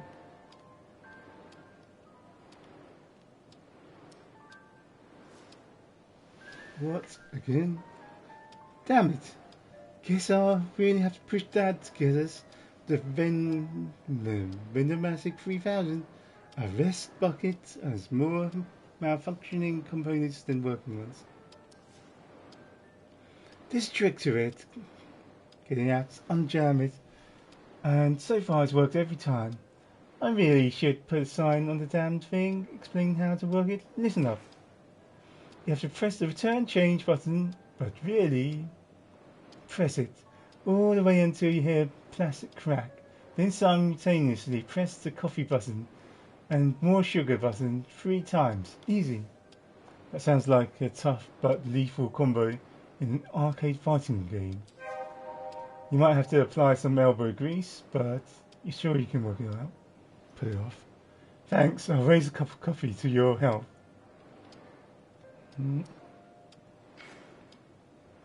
My pleasure. Enjoy your coffee. Okay.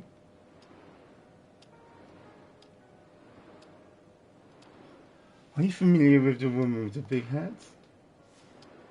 She gives you a sideways glance, but whatever provoked it, she lets it slide. Of course. That's my mom, Anita, with a double T, mind you. She hates it when someone misspells her name and always goes through the trouble of telling them in advance. Okay. It's her mom, right? This world is getting smaller and smaller. Wait, what the hell?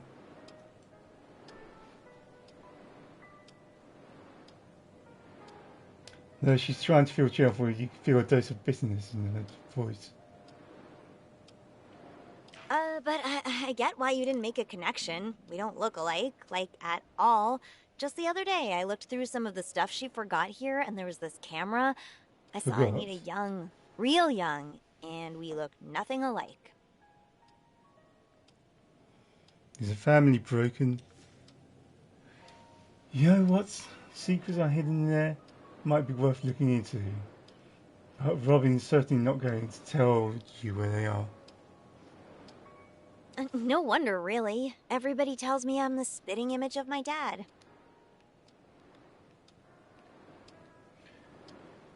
Now that I really look at you, you're like my niece's mirror image.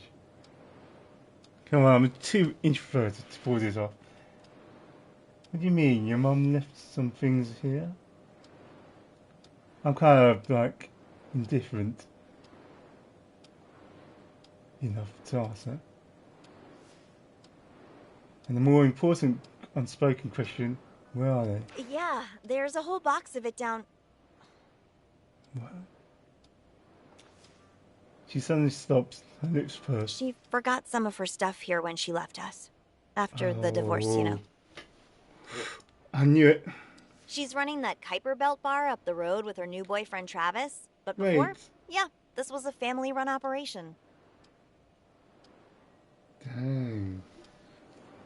Glad I didn't waste time asking about. Glad I went with my instinct. Though it would be better to say she was running things and Dad just followed her orders. Oh man, Anita would never allow me to install the key cards.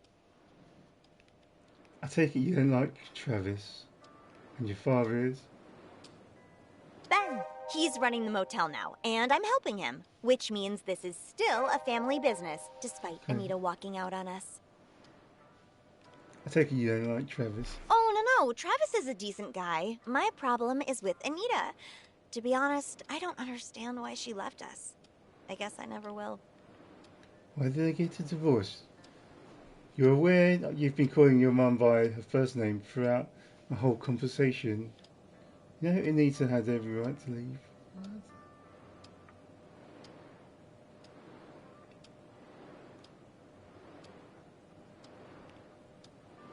Let's ask this before we point out.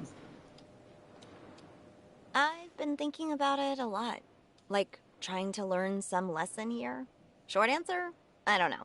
And the long answer? I don't know. It's not like they ever included me in their conversations, if they had any. Like their divorce doesn't affect me. I mean, I know they had issues, but I never imagined all of it would break apart so quickly. Could be something, could be nothing. They really fucked Dad up in the brain, though he's trying not to show it. And the worst thing? Everything is different, but feels the same. Mom still calls me every day, still pushes me to do the things she thinks are best for me, and I know she's pushing Dad the same way.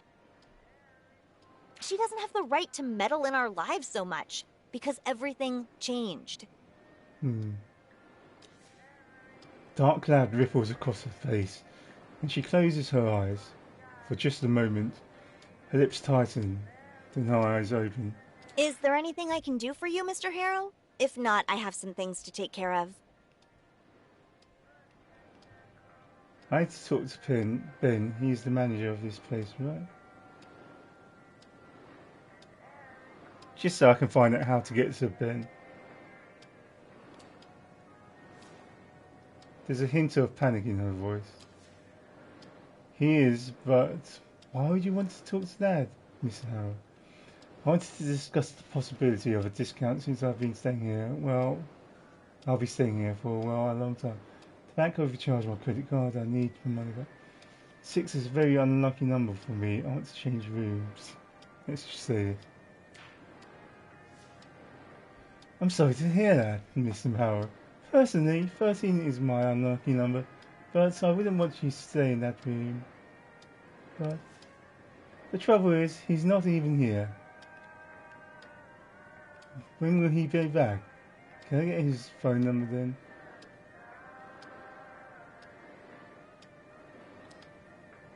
When will he be back? I don't know, after 9. That's when the roadblock is over. Oh, damn. But I'll give you his phone number, don't worry. Let me send it real quick. There. You're on Timeloop. I'm trapped in a time loop. Let's just do this now. Oh! Well, that's an interesting thing to hear. Yeah. Very interesting. What have you got to say about it? You managed to transform her extreme enthusiasm into pure awkwardness. Anyway, let's get you into your room. So, number 6, the last one on the second floor. Everything is ready for you. And you know what I said about 6 being my unlucky number? Here, your key card. Right. Wait. With the infusion mode, as I'm out of the picture, from the prolonged explanation of the keycards and electronic locks is also gone. I changed something. She just holds a piece of programmable plastic in hand, waiting for you to take it. Congratulations, you managed to make this very awkward, and you're usually not an awkward person. Don't you worry about anything. Dr. Fink is the best. And she thinks you're crazy. Just take the key card. I'm tired of being trapped in this fucking time loop. Reckless, listen, I'm trapped in a fucking time loop, and everything was repeating over and over again. I'm leaning into the impulsiveness. You take a deep breath about, scream your lungs out. But wait. What? What? Just think about it. You're a stranger that just arrived at this motel. You're in therapy and that already makes you look half crazy. And now you're about to yell about this poor girl, about time loops and temporal anomalies? She obviously doesn't get it. You're just going to end up looking like a psychopath, madman, burnt up program. Just playing with me. Pretty much. How about you just tone it down a bit? Mr. Harrow? Fine, I was trying to lean into the extreme impulsive stats, but never mind. Thank you for your trust, sir. Do I need to sign the document? Oh, you can do it some other time. Don't you worry about anything.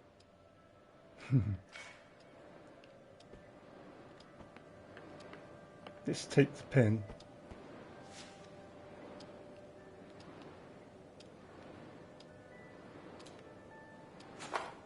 She either doesn't notice or doesn't care. Nevertheless, the pen is yours.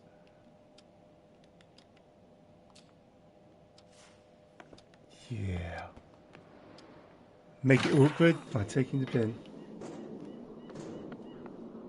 Give me my coffee, you jerk! And let's help. Fix vending machine. Maybe I can help. She looks at you suspiciously. Sure. Give it a go.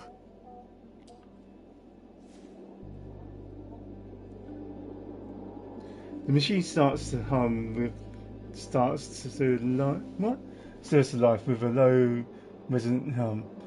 Its internal mechanisms clicking into place, awakened by your input. The display reads, insert coin. Insert a coin and press the coffee button. The coin clicks into the slots. A deep grind echoes from within as the coffee button glows, and the inviting aroma of fresh brew begins to permeate the air. Hand her the steaming cup. Oh, what? Nice! I don't know how you figured it out, but thank you so much. She takes a long sip from the plastic cup and savours the moment. As you don't say anything, she soon interrupts the silence. Here. She raises the cup as if making Strangers fixing machines. Okay, inspiration gain 3. Wait. So, first session? Speaking of strangers, I'm Riley. Eugene, nice to meet you, so... First session... No, I'm on vacation. Yeah. Is it that obvious? I want to know. Well, I've never seen you before, so I figured it might be your first. But how did you know I'm here for therapy? Ah, that. Well, I saw you exit Dr. Fink's room. She smiles. She pauses, then looks at you mischievously. So, how was it? Well, let's talk about it. I don't subscribe to the idea of therapy. I don't believe in hard work. It was interesting, but I've yet to see any results. Well, I've been told it's for my good. Let's try and be charming. I don't subscribe to the idea of therapy. I believe in hard work. That's not cheeky though.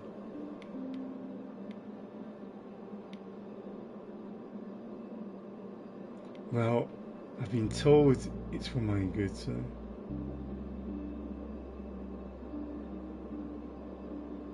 Let's try 2 anyway, that's my instinct. I don't know. I wouldn't dismiss it so easily. Give it some time. And time you do have, but still, how much of a change can the end of just one session bring, even if repeated an infinite amount of times?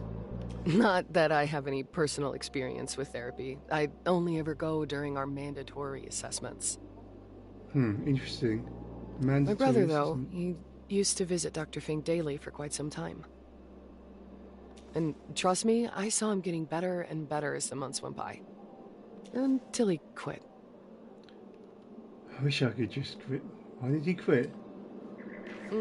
He had a minor disagreement with Dr. Fink regarding some of his, beliefs. But other than that, therapy really helped him get on his feet again. But enough about that. So much mystery. She puts on an uneasy smile. So, how do you like the motel? Met the crew yet? Just Robin, the receptionist. You make it sound like there's dozens of people working here.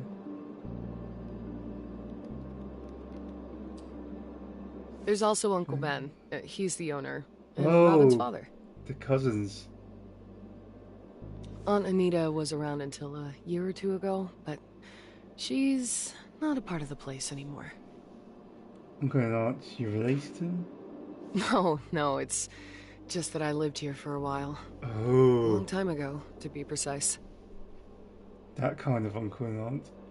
The Flemings took me and my brother in after we lost everything. They became like family to us. You lost everything? How come?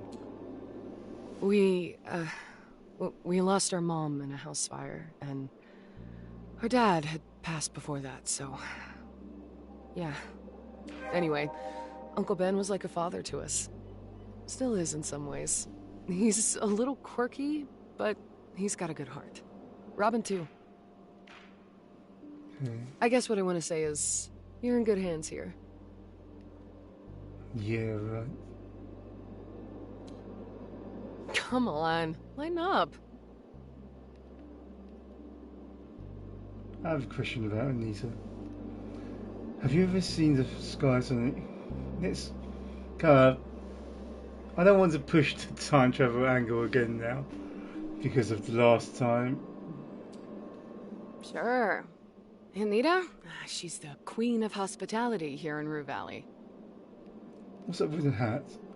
I don't get it. Why is... what's it sarcasm? Is that nice? But what's up with the hat? Nita always dressed like that. You better believe it raised a few eyebrows, or a few dozen eyebrows around here.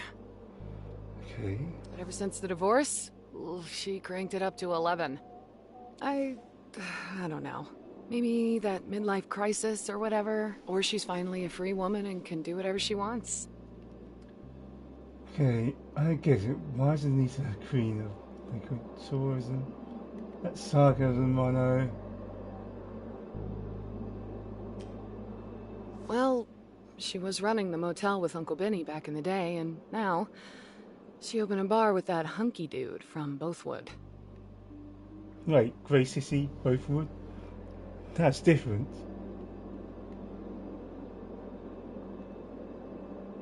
What happened? What always happens. People drift apart, and after plenty of yelling, they call it quits and get a divorce. I don't think Kuiper's is raking in the big bucks, but considering no one else is doing any tourist stuff around here... Right, I get it. That kind of qualifies her as the queen of tourism. Your Welcome.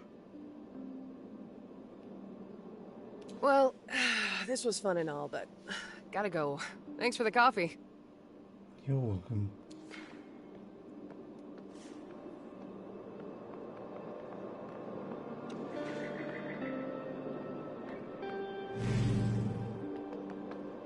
Okay, let's get to the brain stuff. Robin. Hotel receptionist, talkative girl. Robin Fleming.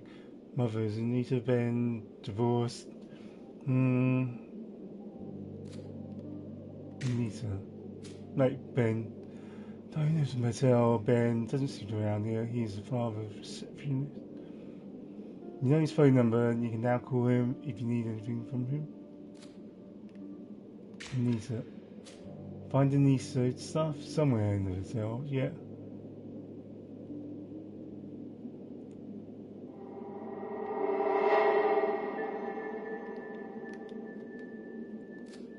Okay. Huge hat lady seems to be with Anita, double team, problems were. She's the owner of the motel.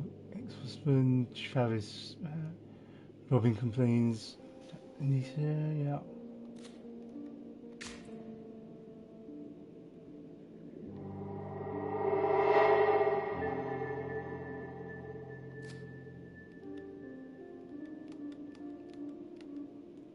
Okay, I put a lot of intentions.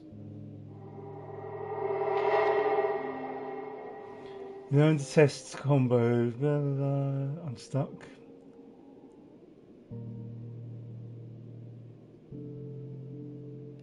Right.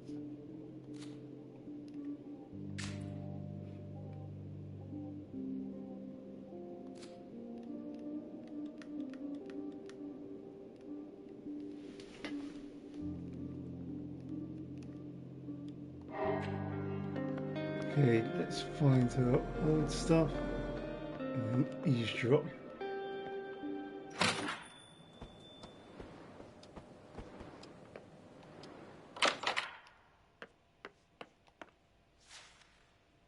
Okay, found the boxes all shaped sizes, yeah. Wait, why did I leave? I thought I'd find.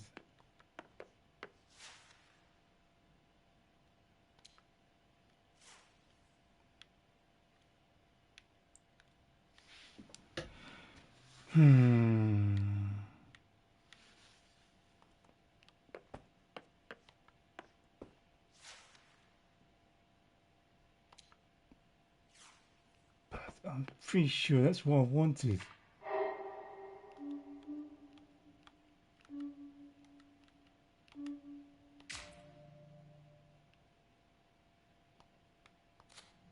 Okay.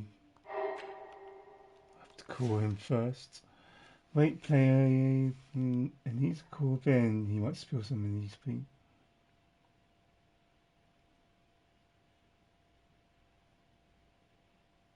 Okay, let's do this. Impatient, start tuning your nails. There's nothing better than softened spirits with just right amount of dessert grit under the take, waiting. And the precise moment you wanted to switch hands, a rasping male voice. Ben Fleming. Sorry, can't talk now. Quite busy. Call later. But, I've waited so long. When will you be available? Afraid you'll have to wait some more. Okay. What was that? 8:09.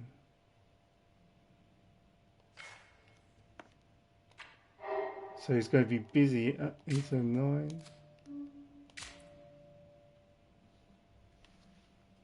Alright, 8:30.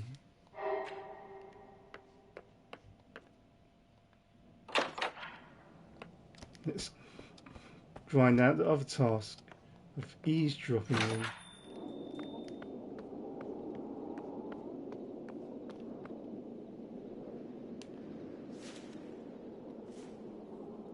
Wait, I didn't mean to. I was just clicking.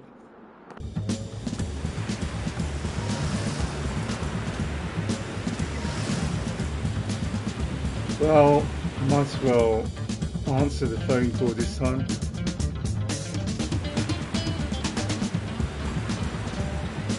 How long is this going to take me?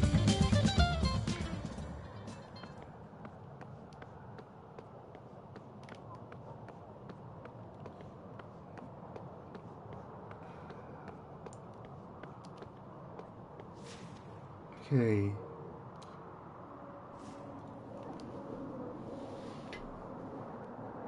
Does call mean anything this time? It might not.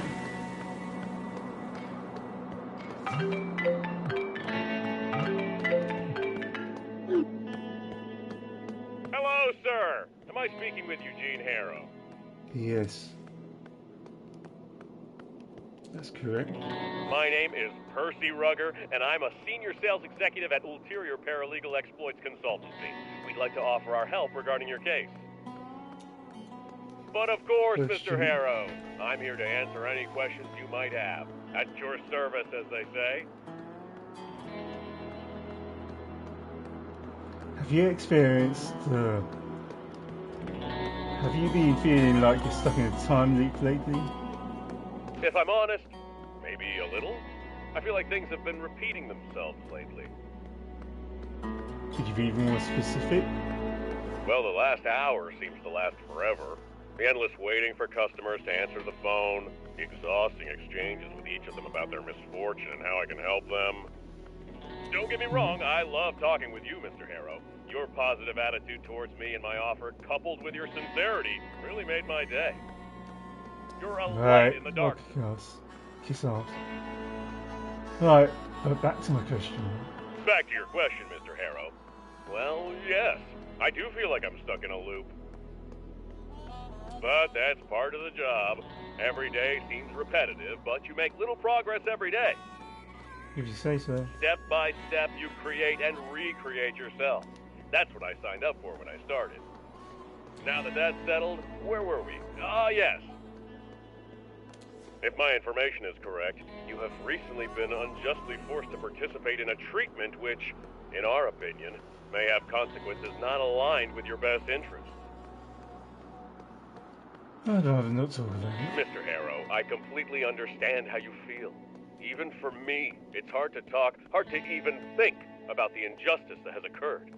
But we will work together to put an end to this undue response to your, well, unique situation. Will we now? I mean, we have only known each other for a couple of minutes, and I can already see what a strong-willed individual you are. You know what you want, and nothing will stop you from getting it. So I presume you're ready for the next step in our cooperation? Right. Now that's what I like to hear. Eugene, Mr. Harrow, you truly are a man of action. What? I'll write down your general consent here and forward your case to my colleagues in our paralegal department. They'll contact you shortly. Well, Mr. Harrow, it was a colossal pleasure talking with you. Yes. Before you have a chance to say anything, the line's already dead.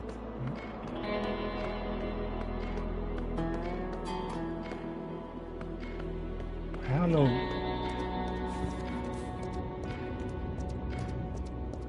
Hey, the time's ticking away. How much time?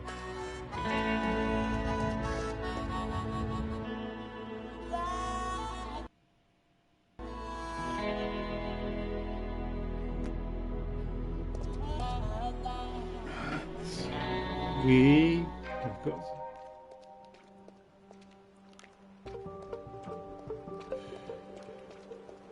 I'm gonna run. Can I eavesdrop? I think I'm too late. She's already inside.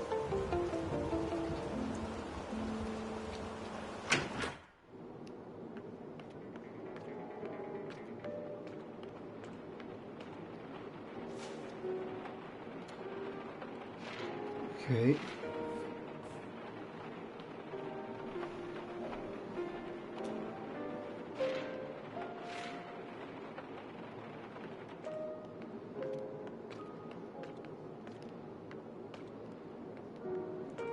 Those protein shakes are starting to cause permanent damage, Travis.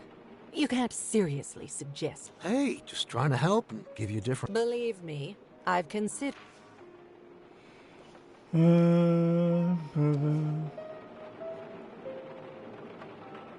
If you stand there, she'll chase you away like before. Use your thing, take it appears. Pretend you're a regular at the bar and do something conspicuous. But what? Show great interest in someone this at jukebox. Pretend you're playing ball. Throw a dart or two.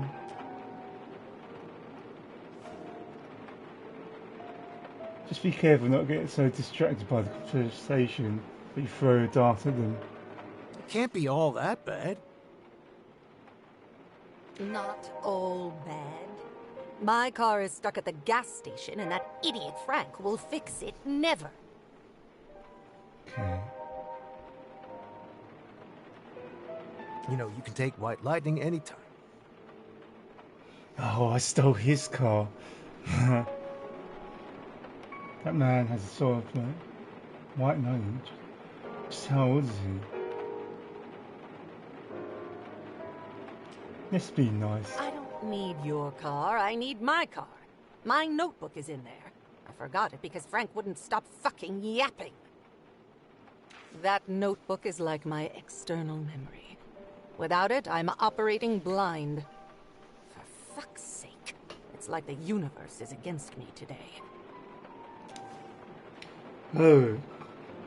If only you could tell her how it feels like when the universe is truly against you. Like when it makes you live in an evening over and over and over again. I don't want to figure out maybe. And again. Such a constant reminder of swearing down even the walls of uncaring fortress horror. Travis snaps his fingers like he just had a brilliant idea. The train of thought has been derailed and is now a flaming wreck. You know what we're gonna do? Yes, that's right. As soon as the roadblock ends, we'll close the bar for a while and drive to Maxine, so I can pick up my notebook. Yeah.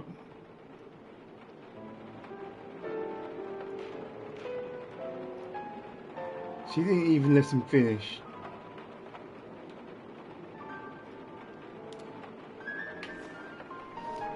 You think you heard Travis sigh, but then there must have been rumblings of an overworked aircon unit. This way we'll solve at least one bucket of shit that the universe spilled on my head. Wait, there's more? And with names at that. Both Robin and Ben decided to surprise me with some very shitty news. Oh, what? Lady, when the universe gives you shit, learn how to eat and enjoy it when it's fresh. If her whole family's just dumping their problems on her, I kind of understand her. Well, let's just be a little empathetic as an introverted person, but it's a little indifferent, right?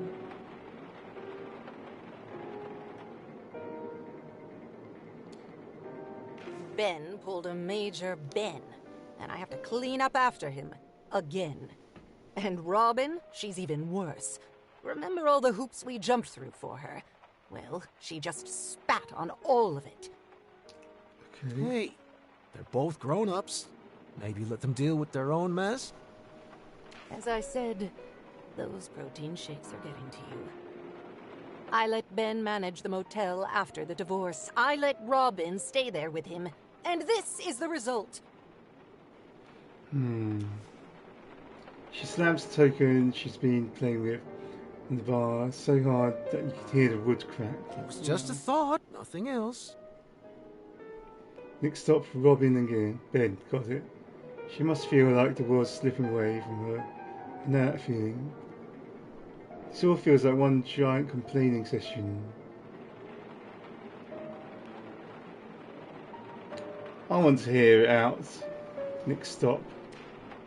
Sorry to be the fourth bucket of shit, but I got a notification that $40K was taken out of our joint account. Crap. So, What's the deal? Said Travis so defensively that he dug miles of trenches and built concrete bunkers with that sentence. Really, Travis? You trust me so little? That money will be returned to the account tomorrow. That is a lot of money. The money is long gone on gambling. She's getting ready to leave him. I believe you. I can't. Right. Is it going to be true? For a while she hides the silence under her hat.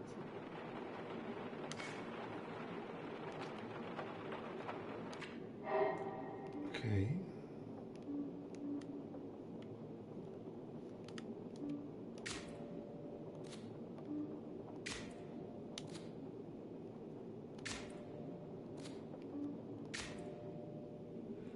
Alright, you managed to get some info into working on her and the big guy. And now go back once she's on the phone again. Hear what the fuss is about.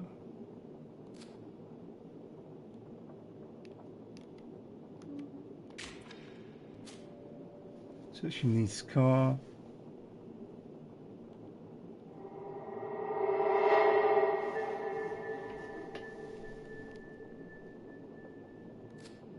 Okay, fancy sports car.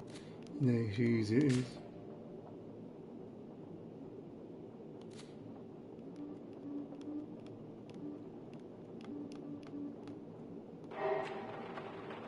Okay. Maybe I can call. Oh, I can't call.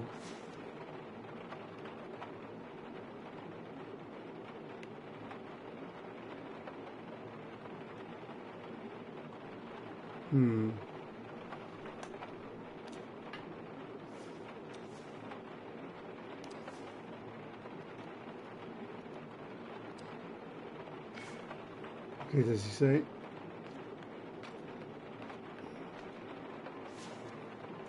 Door safe sperm closed. Right.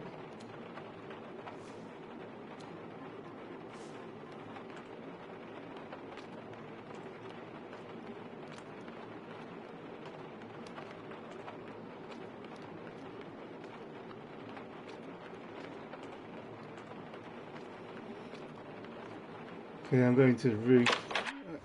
Maybe I'm going to try and call.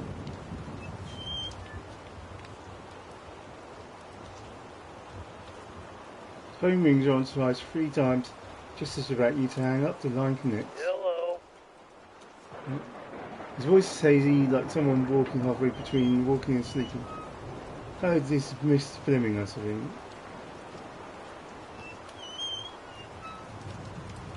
There's a brief pause. When he speaks again, his voice is even fainter. I'm not buying anything. No, not trying to sell you anything. I just wanted to ask you something. Yes? Sounds like me after 42 articles and 0 hours of sleep in 3 days. Something is wrong with this man, but what illusion? I know Cousin Calvin sounds exactly like that after his breakfast of champions. Could he be dead drunk? Maybe he woke him from a very deep sleep.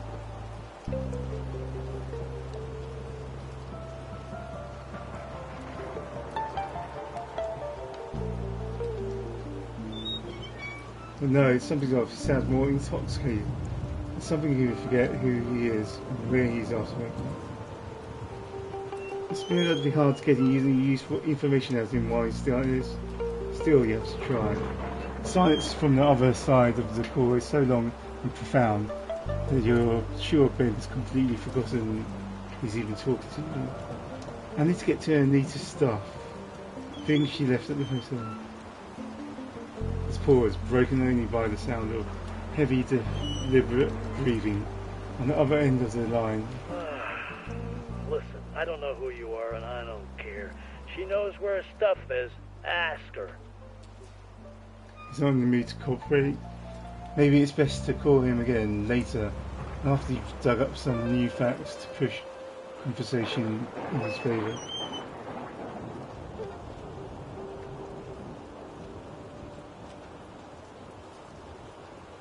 Maybe, but you need more than guts, feelings, and persistence cracking. I just need to know where the stuff is. I'm telling you, leave me alone. This is really important. Listen, I'm out. Mungo's dead. He hung up. No room for negotiation.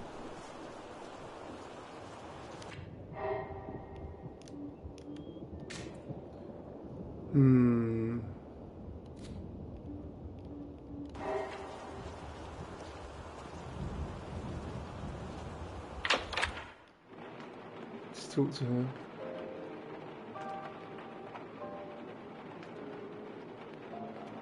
Guess I can't. Lucky you're on town. Next time you can try a more inconspicuous approach.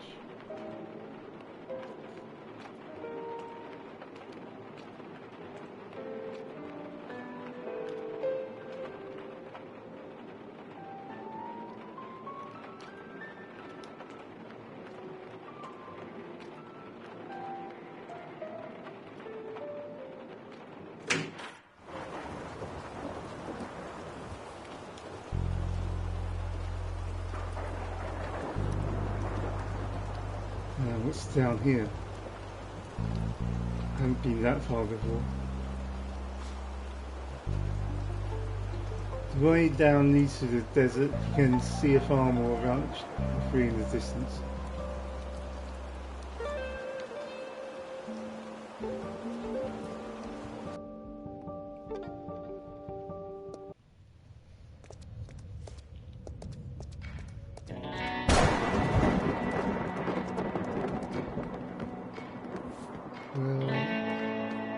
Damn. Guess I won't have time.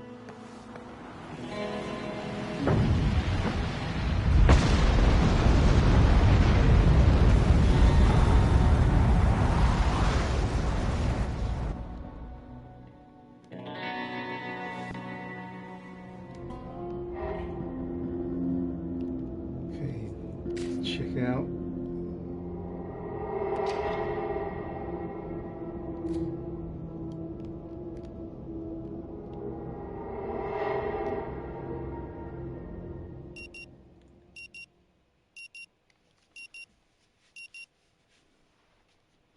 Right, and with that, I'm going to have to end for tonight. We'll continue the mystery next week. Thank you. Remember, slaying it. It's kind of there in the corner. On Twitch and YouTube. So, thank you and goodbye.